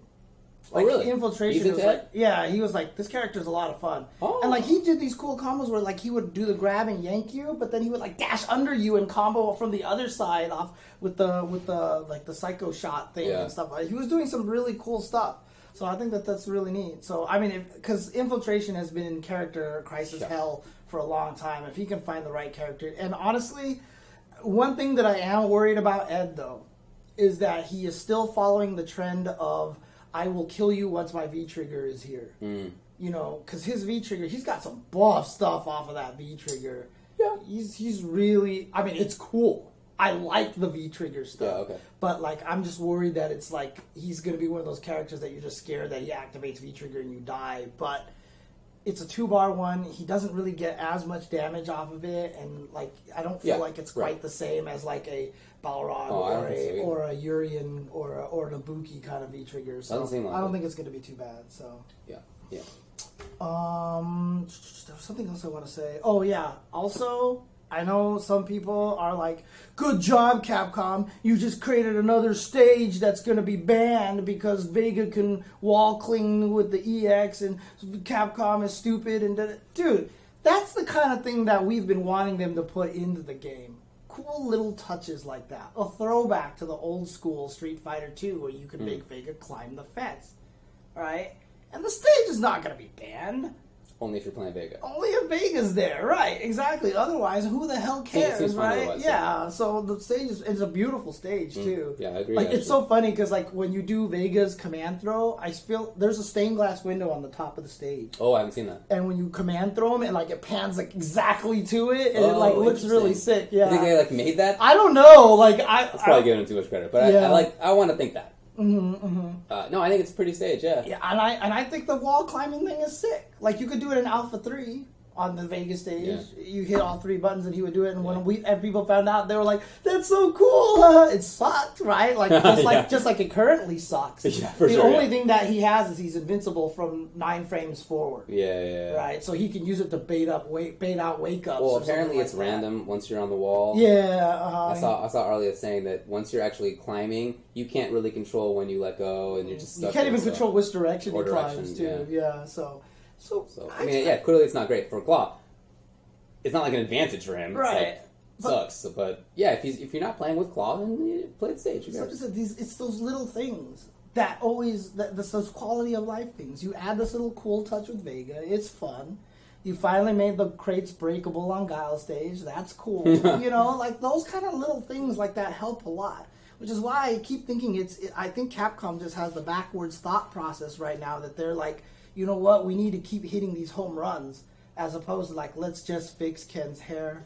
Let's just let the second player rematch. Yeah, let's make it so that if you hit the same button on the button select, it doesn't get rid of it. Yeah, deselect it. Like if you just fix those little small things, like people will be happy. You know what I mean? Like people that would give a lot of positive will. Yeah, and they're just all small little things too. Like just presumably there's not like some major system problem that prevents you from putting a secondary menu in there so that 2-player can rematch, right? Right. Like, presumably there's not like some game design that like prevents that. You just right? I mean, I would think. Right, I'm exactly. Not a programmer, but modders have fixed Ken's hair.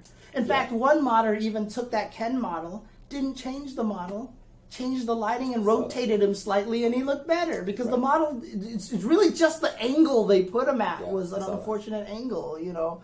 So like there's just like small things that they could do just for that quality of life stuff. And like I said, like how often am I really going to use that character change thing in Guilty Gear? But it's there, and I've like shit myself like this is the coolest thing ever, right? And it's like that's all you need. I'm like super excited that there's an FAQ section in Guilty Gear. I've never read any of it, but it's so cool that it's there, you know, and stuff like that. So yeah, man. Yeah, I don't know why the rematch thing doesn't exist yet. It's weird, but hey. But overall, I like the direction that the patch took. Agreed. I do like the direction the patch took. Not major changes. Many of the changes that they made, I thought were actually pretty well targeted. The Ken thing aside, right? Most of the changes I thought were fine. Like nothing else strikes out at me as like, why would you do the terrible choice? Right? Yeah. Whereas in Season 2 original, there was some of that with like Fang and Alex. What are you thinking? But now in this one, there's not as much of that. So hey, that's a good direction. You know? Here's a question for you though. Some people have pointed out, right? We're only 3 characters in to Season 2. Yeah. And we're already halfway through the year, right? The characters didn't, like, the last character didn't come out, like, in December in Season 1, right? They came out a little bit earlier than that. Yeah, it was like August or September. Yeah, right? Yeah. So, do you feel like they're just going to start pumping out these other characters? Definitely not. Right. So you just would you think so? I mean, I'd be very surprised. Probably not. Honestly, nor would I really want them to, but yeah. Well, I mean, here's the thing, right? The reason why Ed came out late was because he was tied so much into the new netcode stuff. His code was blended in with this, and as a person who's coding, I understand how hard it is. Okay. Like, if you didn't check in your code in a way that you could easily make branches and be like, here's the branch of the netcode without Ed, and here's the branch of this with Ed and not the netcode. Like, if they didn't do that right, then it would be like crap. If we wanted to just put out Ed and pull out all this netcode, we got to revert these files and so I can understand why they didn't do that. So, but presumably, like theoretically, that whole entire time they're waiting for this new netcode to come out, they're working on the next character. So hopefully that character will come out maybe in a month instead of 2 months or something like that. I remember last year they gave us 2 characters at the same time. They gave us Ibuki and Balrog, in one drop, because they were like, sorry for the lateness of this. I've forgotten about that. Yeah, so hopefully. Okay. Yeah, I think that'd be fine. Yeah, there's some leaks about which characters are there. I hope it's not Q, as I have often said. Yeah. May he rest in peace. There was some leaks about like who the characters were gonna be. Yeah. And they're all brand new characters and everything. And in fact, Ed's story had that one character who looks like a gypsy girl or something like that. And some people are saying that they probably put her in there specifically to, to introduce her as one of the new characters that's coming in there. So that might be interesting. Well, look, E3 is coming up next week, and that would be a great place to announce something. Furthermore, I mean, it's not just Street Fighter. Looking for stuff from Marvel Infinite. There have been a lot of rumors about that game lately, and other stuff maybe coming out. And hey, next week we might find out a lot. Yeah, hope so. Yeah, and yeah, that's true. Marvel vs. Capcom Infinite's coming out next. I mean, it's going to be playable next week. Yeah. It's crazy, dude. Crazy. All right. Well, do you want to take one last break, and then we can talk about stuff and things? Let's do it. All right. Okay. Be right back, guys. That is true. Twinkle, Twinkle, Little Star is the exact same melody as the ABCs. Yeah. Can confirm. It is true. It is true. That means I can play the ABCs on the harmonica as well. That's awesome. Oh boy. Okay. Anyway, welcome back. What do you got to talk about for me? We got stuff and things coming up. Yeah, we've got stuff. Let's see here. What do we have here? I'm just going to go through this stuff and things in random order, actually. Hang on a second. Let me change the old school classic highlight because I lost all the changes thanks to the current predicament of my PC. Here we go. All right. So, let's see. What do I want to talk about here? Okay, we already talked about the Injustice stuff here. Yep. Why none of these pages load? Oh boy, Flash. Okay, so one wild. of the announcements recently, and this is pretty crazy. I can guarantee that I know a few people are super happy about this. Sure. Pokken Tournament DX is coming to Nintendo Switch on September 22nd, so they are not giving up on this franchise. I think it's awesome. Yeah, it's really cool, and there's like the special 3v3, like King of Fighters mode on there. And, well, what happened? We had a little stream makeup or something. Okay. I know like the arcade version was updated in Japan but was never updated on the console version, so a lot of people are upset, so this might actually sync the versions up or something like that. It says up there that it will include the 4 extra characters from the arcade edition. So Caesar, Darkrai, Krogunk, and Empoleon. I think I got that right. Hey, sounds right to me. So that's really cool. I'm glad to hear that they're continuing forward with that and are going to keep supporting that game. So. I really feel like Pokken is one of the best games in the FGC. It's just, you don't see it very often, and a lot of people saw it and thought, baby's game. Right, and it's on an unfortunate console. And it's on a console, not many people have. So it's coming to Switch. So is Max Esports title ARMS. Yes. So get in there. So ARMS has had a couple of the test punches, I think is what they called it. You don't have a Switch, so you didn't get a chance to try any of it then. Correct. Okay. I was always doing something. I was learning Tekken during one of them, and then the other one I was in France, I think. So that's right. I couldn't do that one. But yeah, they have that. They have Splatoon coming out. So if Nintendo is going hardcore into esports, they have some very strong potential here. They have 3 strong potential titles for this. I feel like they got 4. What's the 4th one? Pokken, ARMS, Splatoon, and Smash. Oh, yeah. Okay. I feel like they have 4, but if they want to, I feel like they can have 4. I mean, Smash I'm always concerned about because of all, like, the licensing stuff, right? Like, I'm sure if they had to do, like, Like because everyone's always like, oh, Melee HD, just make Melee HD. You own all the properties in there. It's not that simple necessarily. Yeah, you're like right. I even know, like for example, like Ness's like all the theme songs from Earthbound. Like I don't think Nintendo owns any of that. Like so, anytime you put Ness into a game, you actually have to relicense them and everything like that. So you have all this music in Melee so now they're gonna want to relicense all this stuff to pay more money to bring this HD. I mean, it doesn't seem like it to me either, but they could if they want to, and certainly Smash 4 is doing great on its own. It doesn't need to be Melee. Yeah, exactly. So, but anyway, they could make Mario Kart esports friendly if they listened to me and they balanced it the way that I would balance the game. They would never do that. They would never do that. Never do that. But Blue shells for life. It would be so cool if they actually did a lot of the cool ideas that I had. Blue shells are God. Nobody likes a blue shell except for everybody not in first place. Well, see, here's the fundamental flaw of the blue shell. Okay? Yeah. Let me tell you the fundamental flaw of the blue shell, right? Go for it. I'm ready. The fundamental flaw of the blue shell, which is my most hated video game mechanic in all the history of video games, is that you're more likely to get it in last place. Mm-hmm. It doesn't benefit the guy in last place at all. It does nothing for the last place person. It literally does nothing for them. It only helps second place and third place and fourth place. What if 8th place is like in a big chunk? Theoretically, maybe, but then if you're in a big... Not likely, obviously. Well, you aren't in the chunk, but everybody else is in a chunk. No, I mean, like, what if everybody's like racing and 8th place to first place is like 10 feet? And everybody's like right here and they're like, oh, but then you'll blow yourself up too. So that doesn't help you at all. Do you blow up on your own blue shell? Yeah, you do. You do. You can blow up on your... In fact, in some games, when you were in first place and you fired a blue shell, it would fly up and fly down and hit you. Which would be a mistake. Bummer.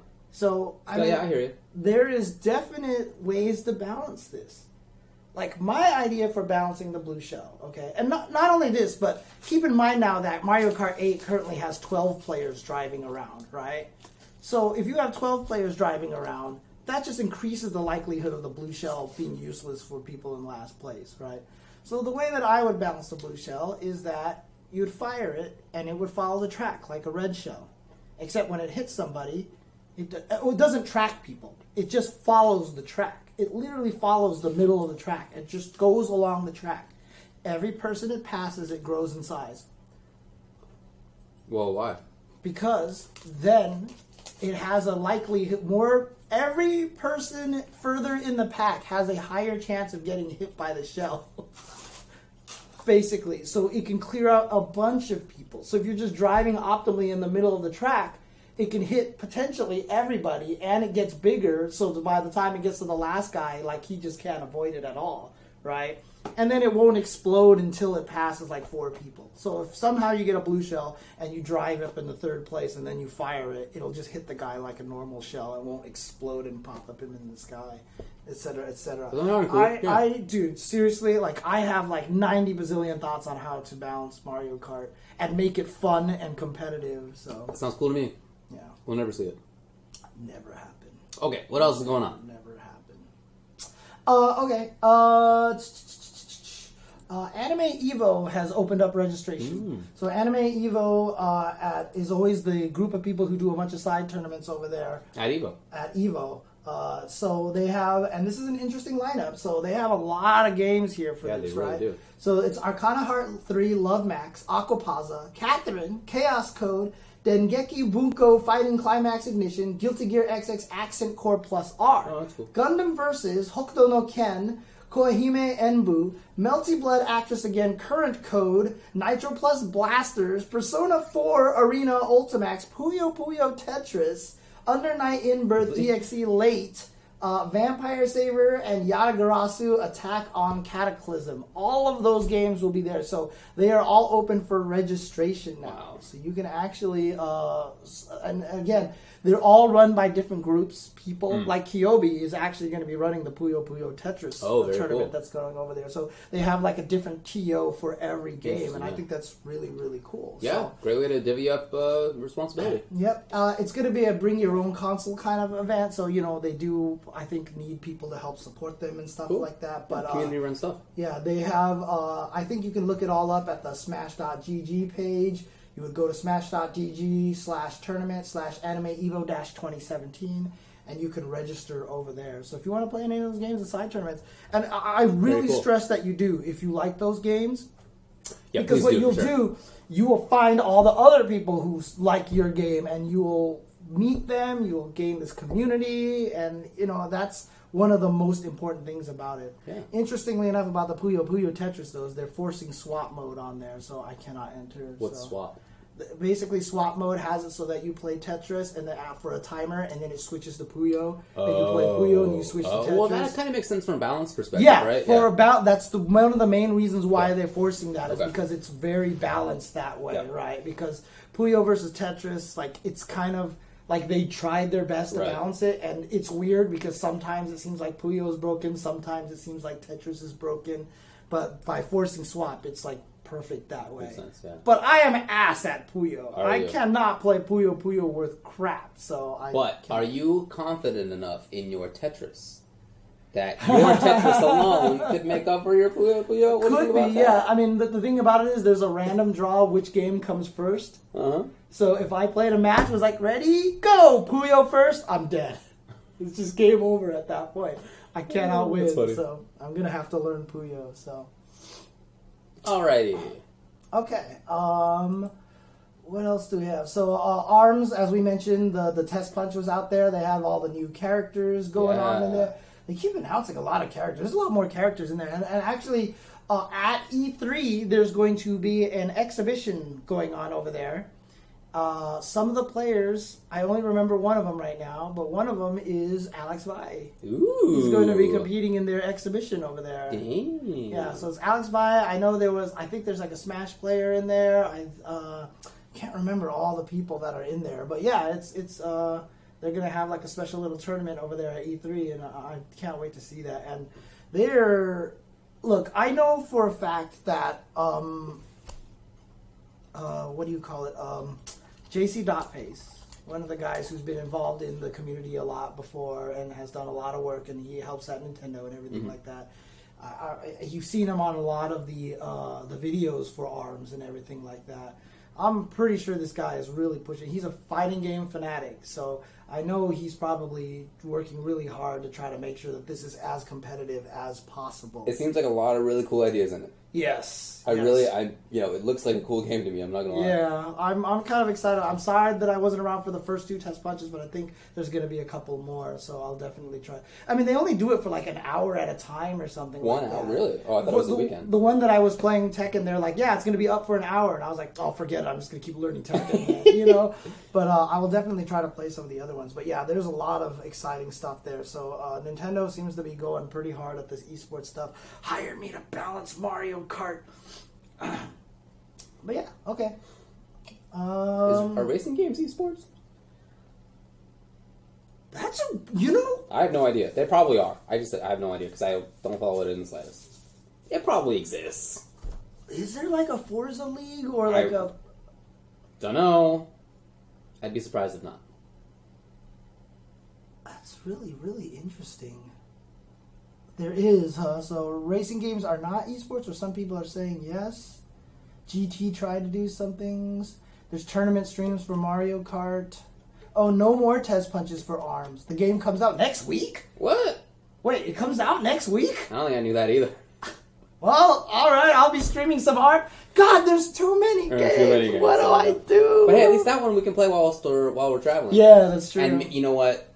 I can't avoid getting a Switch once there's actually a competitive thing that I can play with you on the airplane. Oh, yeah, that's right. Because that's when I finally got a 3DS, was when Smash 4 came out for it, before it came out for Wii U. I finally got one because I was like, I can't pass up playing games with you on planes. So, okay, fine. I mean, there was that one time you were sitting there between me and Kyobi, and me and Kyobi were playing Puyo Puyo Tetris. Yeah, so... Too many games, dude. Too many games. Yeah, we're gonna be doing some of this. It's like motion control arms in the plane. Your people sitting next to you are like, right? "Come on, buddy, what are we doing?" You know, yeah. We should purposely, if we ever find one with 3 seats, to pick the edges, and so whoever's the unfortunate person in the middle has to deal with us swinging elbows everywhere. That'd be pretty funny. That'd be funny, yeah. That'd be pretty funny. Okay. Okay. Move on. Capcom's looking for a fighting game social media manager. Indeed, they are. They announced I that didn't they see would be that. looking for a social media manager okay. with an eye to FGC. So heads up. Nice. Okay. Well, dude, I mean, anyway.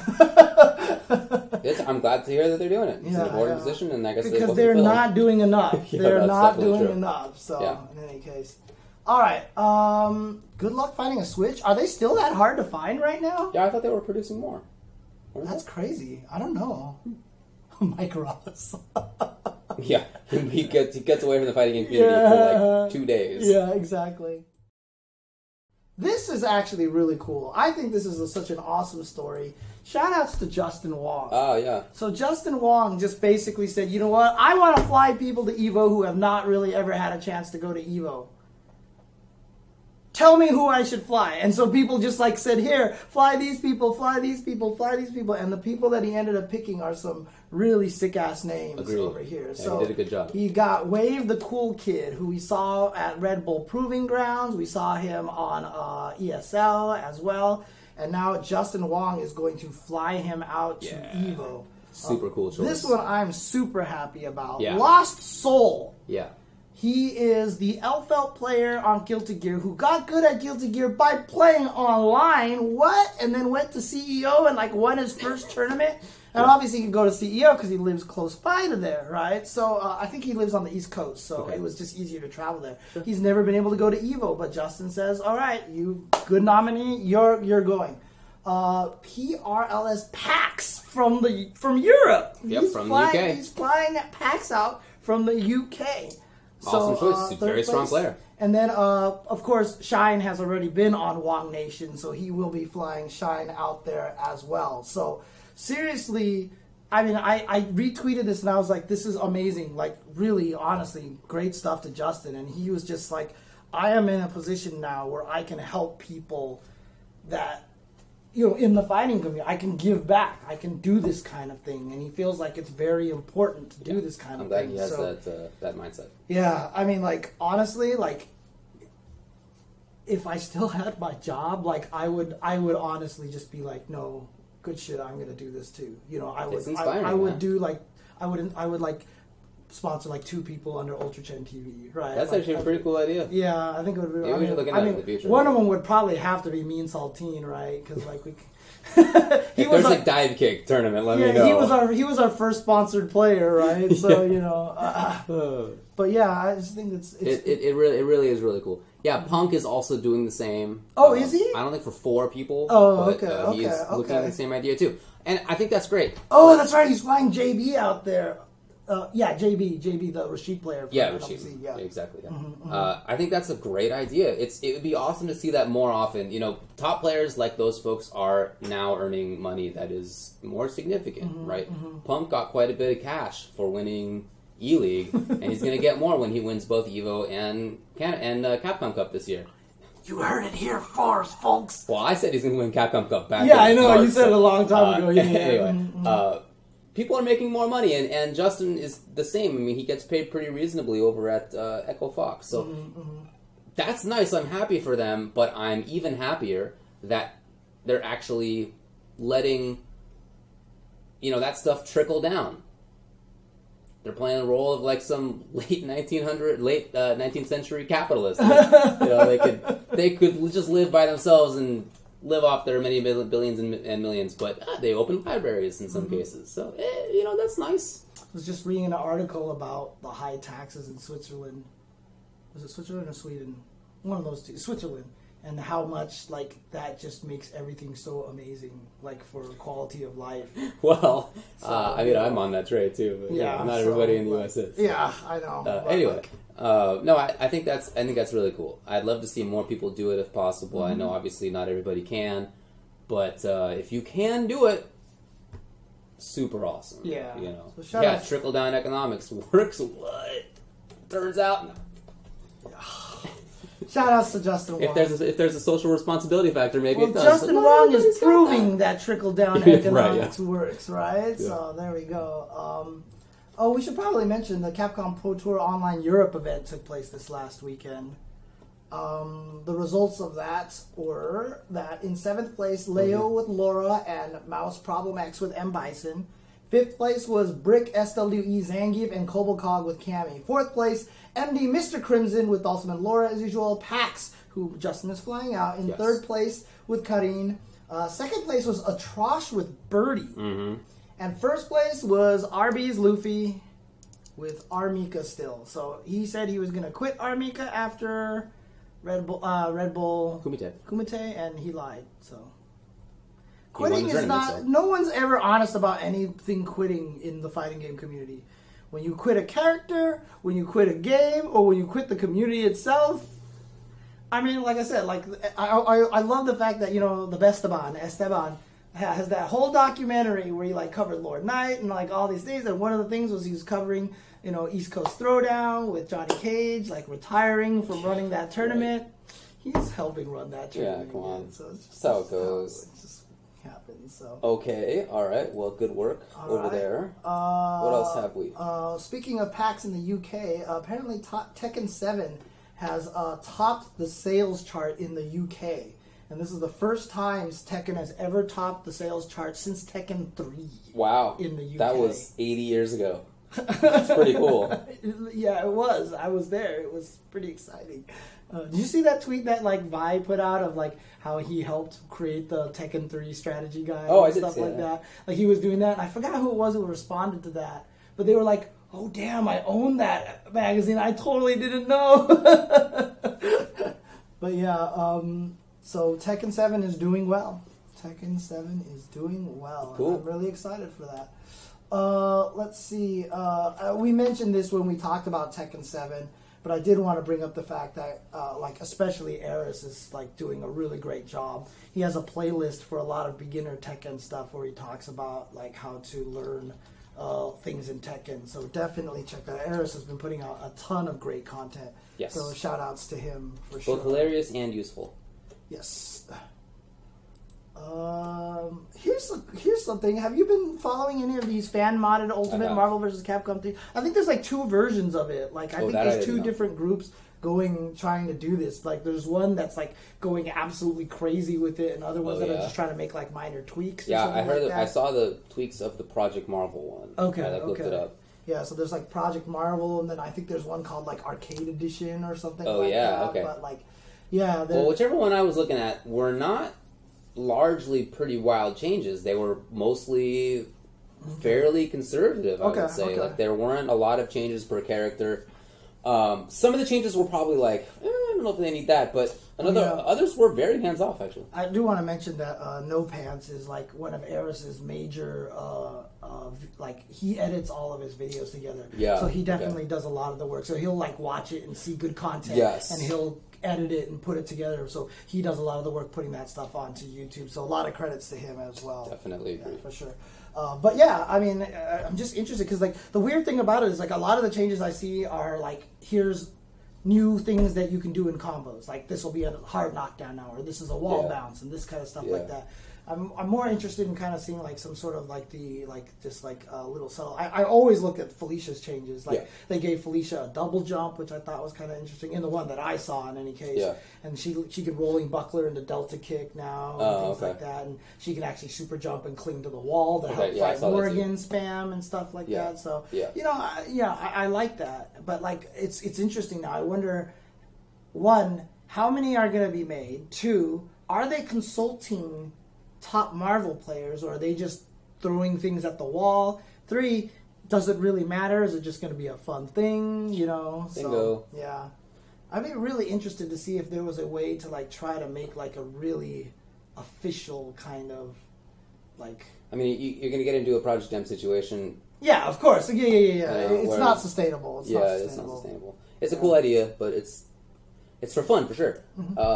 All I know is that the one that I saw, they did not make it so that Thor's charging specials were charging up faster. Needs to happen. Okay. And they also didn't give him X Factor speed boost. Oh, they still didn't give him an X Those are like Factor. the two things. Yeah. I would just like to make him faster. That's all. So if he charges up faster, you could actually dash around with Mighty Strike and whatever the thing is called. Strike and whatever the other one. I forget the name. Okay. Yeah, you could actually move around more quickly. Like that would result in more conversions. Right. You could do better juggles. So one of the ones that OTGs I saw would be easier. You know. One of the ones that I saw looked like they tried to turn Sentinel back into MVC2 Sentinel. Like he could fly, unfly. So he was like kiki fly, unfly, kiki fly, unfly, and stuff like that. So it was kind of interesting. Anyway. Let's see. What else do I have here? So Anakin, one of the U.S.'s top Tekken 7 players, was, interestingly enough, picked up. He's got a sponsor, and he's sponsored by Stream.me. Cool. That alternate streaming company Yeah. that's out there that, like Level Up has run a bunch of events for them, online events for them. And and there's stuff in the NRS scene as well, where I think it's Mr. Aquaman's been running stuff for them, tournaments for them. Oh, really? Oh, okay. Yeah, okay. War of the Somethings. Okay. Stream.me/war, I think. Yeah. But yeah, shout outs to Anakin for joining. Yeah, that's cool. So, interestingly enough, like there was a little discussion on Twitter because Machabo kind of mentioned this. He's one of the top Guilty Gear players in Japan, and he's like. And he just kind of sent out a tweet at one point in time and was like, man, I'm just going to play Street Fighter V because I can't get sponsored as a Guilty Gear player. Like, I just want to go and That's play. a bummer. Like, what do you feel about that? That sucks. If that's true, then that totally sucks. I've heard that's not real. Oh, or a joke or something. What happened was everyone thought that he said he was going to retire from Guilty Gear and play Street Fighter V. But the retire from Guilty Gear part was, that is not happening. Okay. That is not happening. So cool. Well, yeah, I mean, it sucks, but that's true. And I'm happy that Justin, for example, brought Lost Soul in on that thing, that it's not just Street Fighter players that he's bringing to EVO. Because, Gear is not getting that sort of, extra money in the scene. Part of it is definitely on the developer-publisher. Yeah, ArcSys doesn't but have I don't think that's the only reason, because there was more money in even, like, old SF4 and MK9 and Injustice 1 and stuff before NRS was doing anything, before Capcom was doing anything. So there's something else going on there. I'm not really sure what the deal is, but so I'll say this. Sure. One is that the game is obviously super popular in Japan, and it just doesn't have the same support in the US, right? So everyone just go and buy Guilty Gear.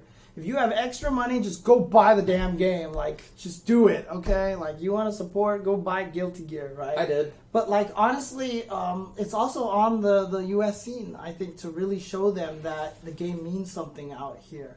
And I really think that the U.S. scene needs to step up the Guilty Gear awesomeness. Like, try to do more stuff like the Marvel scene is even doing, right?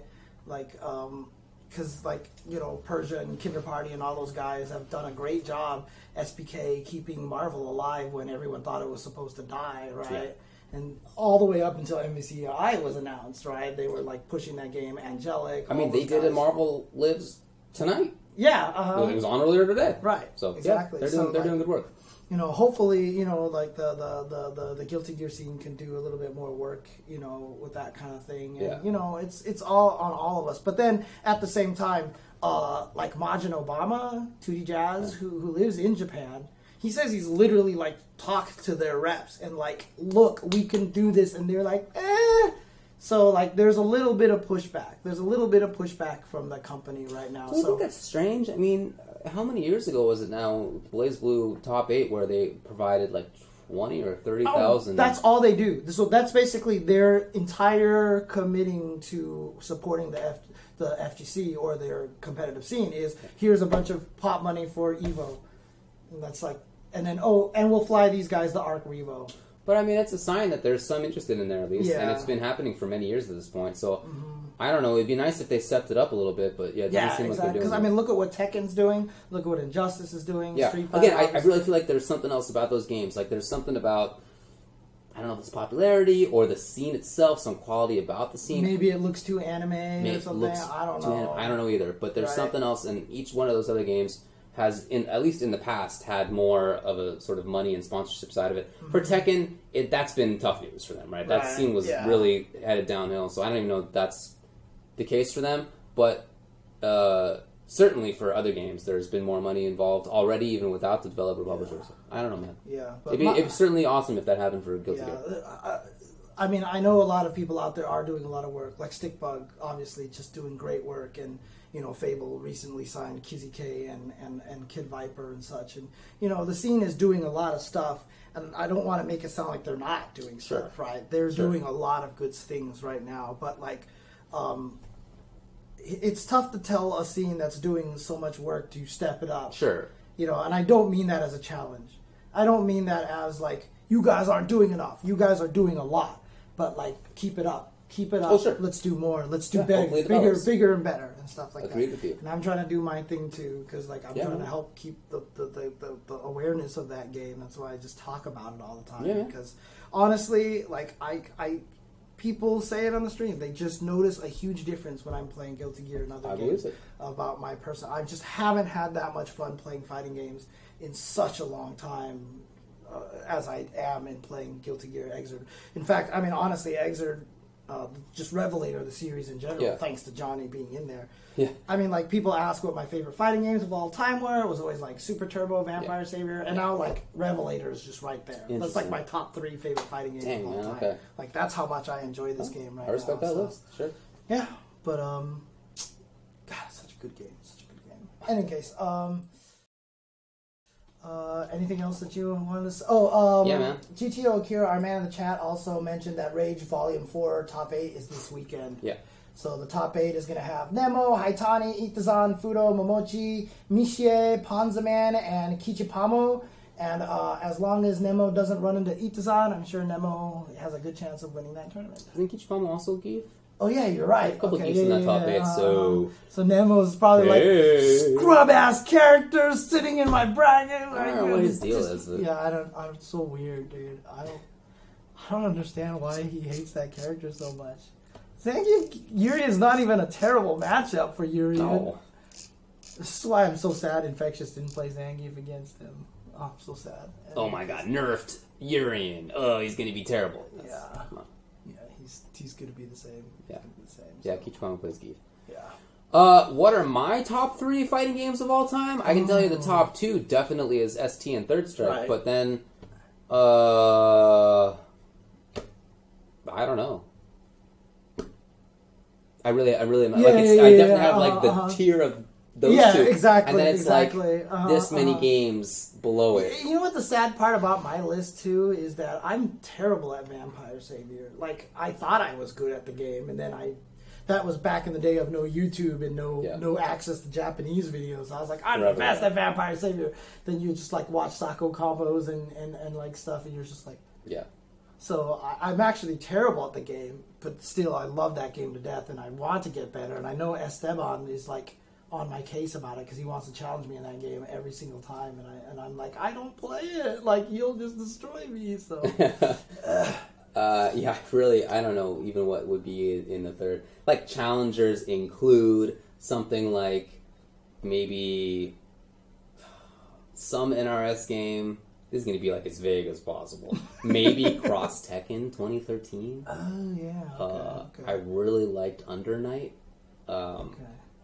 You're just a Capcom fanboy. I don't know. No, I'm just kidding. Yeah, it's tough. I really am not sure. Like, I'm not. But see, the thing about it is the reason why it's confusing to you, I think, is because you like all these fighting games. I really do. Like, very equally. You know what I mean? So, yeah, I don't feel like I have a strong favorite among like any modern fighting game. I just really enjoy a lot of them. Mm-hmm. Man, I want a new Darkstalkers, but not a new Darkstalkers. I already said this. Someone was like, when I was doing a Guilty Gear stream, and people wanted to clip this because I just, like, my eyes lit up and, like, I just got all excited. But they were like, you know, I can't wait till Guilty Gear Cross Blaze Blue. Like, I just want that game to exist. And I was like, no, I do not want that game. I do not want that game. Yeah. The reason why I do not want that game is because I only want Guilty Gear Cross Blaze Blue, Cross Darkstalkers, Cross Rival Schools. All handled by ArcSys. Yeah, okay. And then we're talking here, because then can you imagine the Darkstalkers character in the Guilty Gear Xrd graphics? Oh my god. That could be such cool stuff. Oh my god. That'd be amazing. I would only trust ArcSys to make the next Darkstalkers game. Yeah. Like, well, they're definitely the spiritual successor yeah. to Darkstalkers, for sure. As crazy enough as it says, like, that would be... That's... Wow. I wouldn't trust Capcom with that game. But I would trust ArcSys with a new Darkstalkers game. Because if they use Guilty Gear graphics to make that game... Wow, I'm just imagining, like, some of the animations, like Jeddah cutting himself and, like, attacking with... That would be super sick in some of those things. God. Like, stretching. I want a tear. I have a tear in my eye right now. Seriously, really just cool. thinking super about cool how for everybody beautiful except for that would Sasquatch. He's very boring. Oh man, God, that would be so great. Okay. Anything else? Pyron would be sick. I've always thought that character was cool. Which one? Pyron. Oh yeah. Just Pyron, wasn't in. Pyron. Yeah, that would be cool. It would be cool to have. I mean, that's obviously not going to happen, but it would be cool to have, a game that's Blaze Blue, Guilty Gear, Persona, and maybe like Hokuto no Ken. Because it'd be like some super janky Capcom fighting jam, right? Yeah, I know, They right? have their different styles and it doesn't actually work together at all. Yeah. Oh man.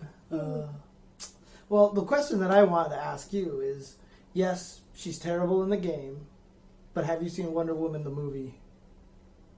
No. You have not seen Wonder Woman? I have not yet seen it. Oh, dang it. Okay, all right. I can't talk about it then. I've heard good things. It's really good. Yeah. It's really I'll see it. It's really, really good. I was really happy with the movie. Like, Good. there's just like, you just watch it and you're just like, it's funny because, like, 4th DC movie, female lead, awesome. Marvel 15 movies in, still no female lead, right? They have a TV show, Jessica Jones, right? But, like, their movies, they just haven't done it. Yeah, Ms. Marvel, I think is supposed to be the first one or something like that, right? But what's her name not considered a lead? Black Widow. Yeah. She's never had her own film. Oh, She's always been okay. a secondary character, Yeah. right? However, I will say one thing about the fact that Marvel hasn't done a lead with the females. It almost feels like it's right that they just kind of waited that long so Wonder Woman could be the first one. Okay. You know what I mean? In a weird way, Okay. like, to me, I feel like that's almost kind of proper. Like, that probably should have happened earlier, but... Yeah. It should have happened much earlier, but, like... After, like, 80 Batman movies. Yeah. But, seriously, like, you watch the Wonder Woman and, like, you just see the character, like, do some of the things that she does, and it's just, like, you're just, like... The whole time I was watching, I was just, like, God damn, it's about time. You know? It's like... it's about damn time we finally got this. So. Cool, dude. Yeah, I mean, it definitely looks good and sounds good. Dude, yeah, Agent Carter. I really liked the first season of Agent Carter. Second season was kind of messy, but the first season was super good. Yeah, we don't talk about Elektra. We don't talk about Catwoman. Oh, yeah, Catwoman. That's right. Yeah, that was like that was a female lead. Yeah, but that's... I know it was a bad movie. Okay, only counting the current DCCU and the MCU. Only this current trend of the cinematic universe. Yeah. But yeah. Yeah, also Gal Gadot's pretty cute.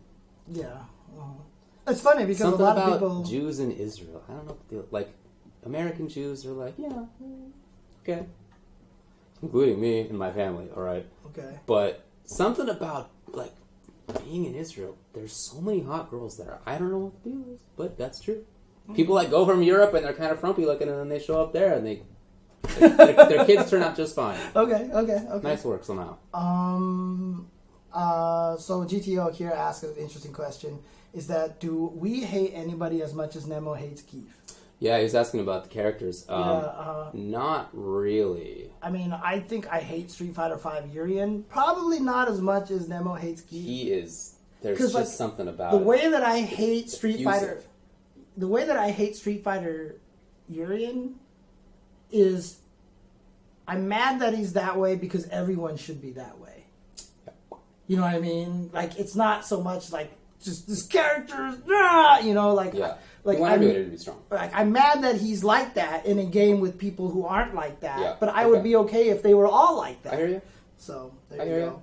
Yeah, right. So, tomorrow is going to be a Red Hood stream. Oh, Watchtower. A Watchtower stream which is on twitch.tv/NetherRealm, where they're going to talk about Red Hood, new character coming out for that game, who apparently shoots guns a lot. Yeah, a deeply troubled individual says that he doesn't hate Geef that much, to be fair, that it's a lot lost in translation. But I don't know, he didn't shake Itazan's hand.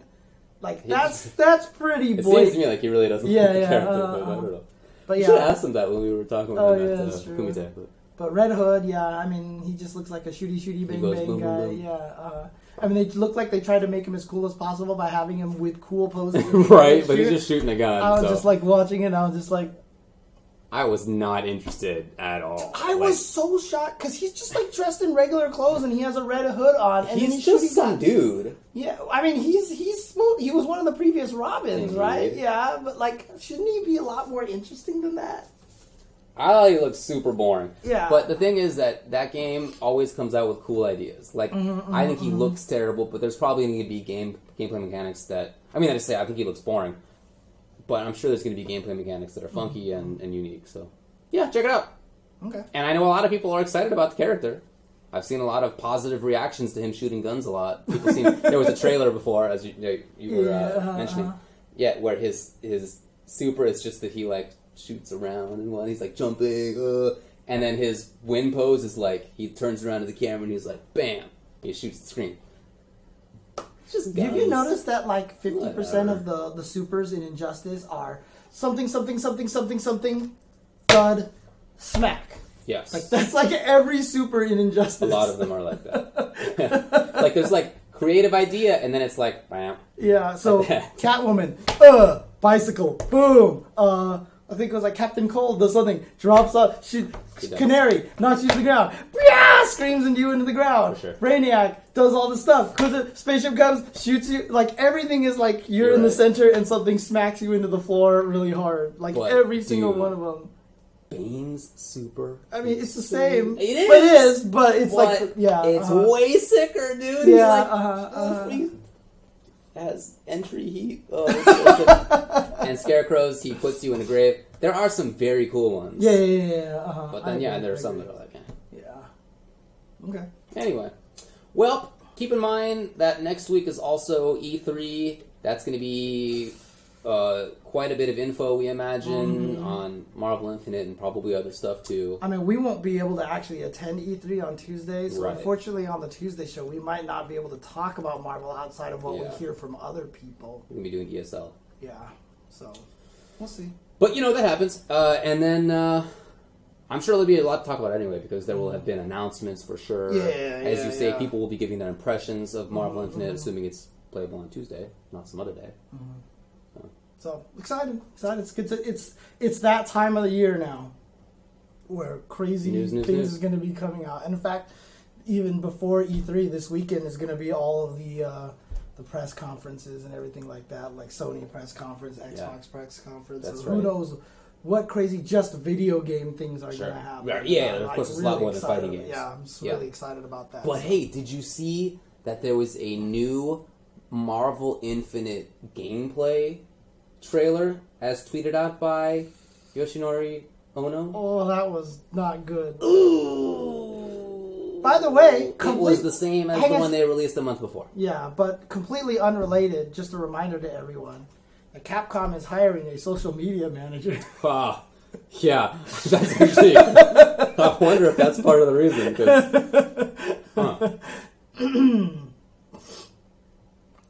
Yeah, that was a bummer. Dear. Oh dear. Yeah. That was his response. Oh dear. Okay. Alrighty. Thanks, guys, for tuning in.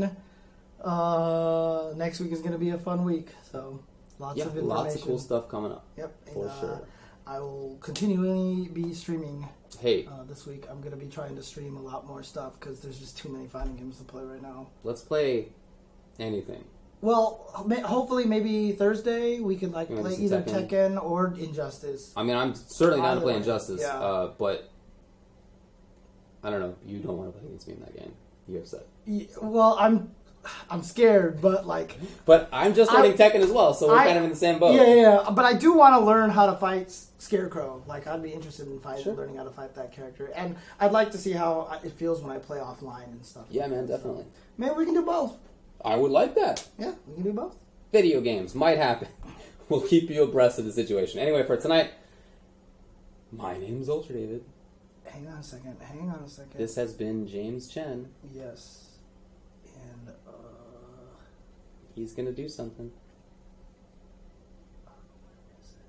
What was it? I forgot which one it was. Oh no, our outro song. Which one was it? I said the name of it last time. Oh, I don't remember. No, that's not it. Nope. No, that's not it. That sounded like some Undertale song. God, which one was it? Oh, I'm failing so hard right now. Oh, which one was it? What was it called? It was like a really weird name that didn't make any sense. No. Definitely not that. Nope. No. There it is. That bird. Yeah. Yeah.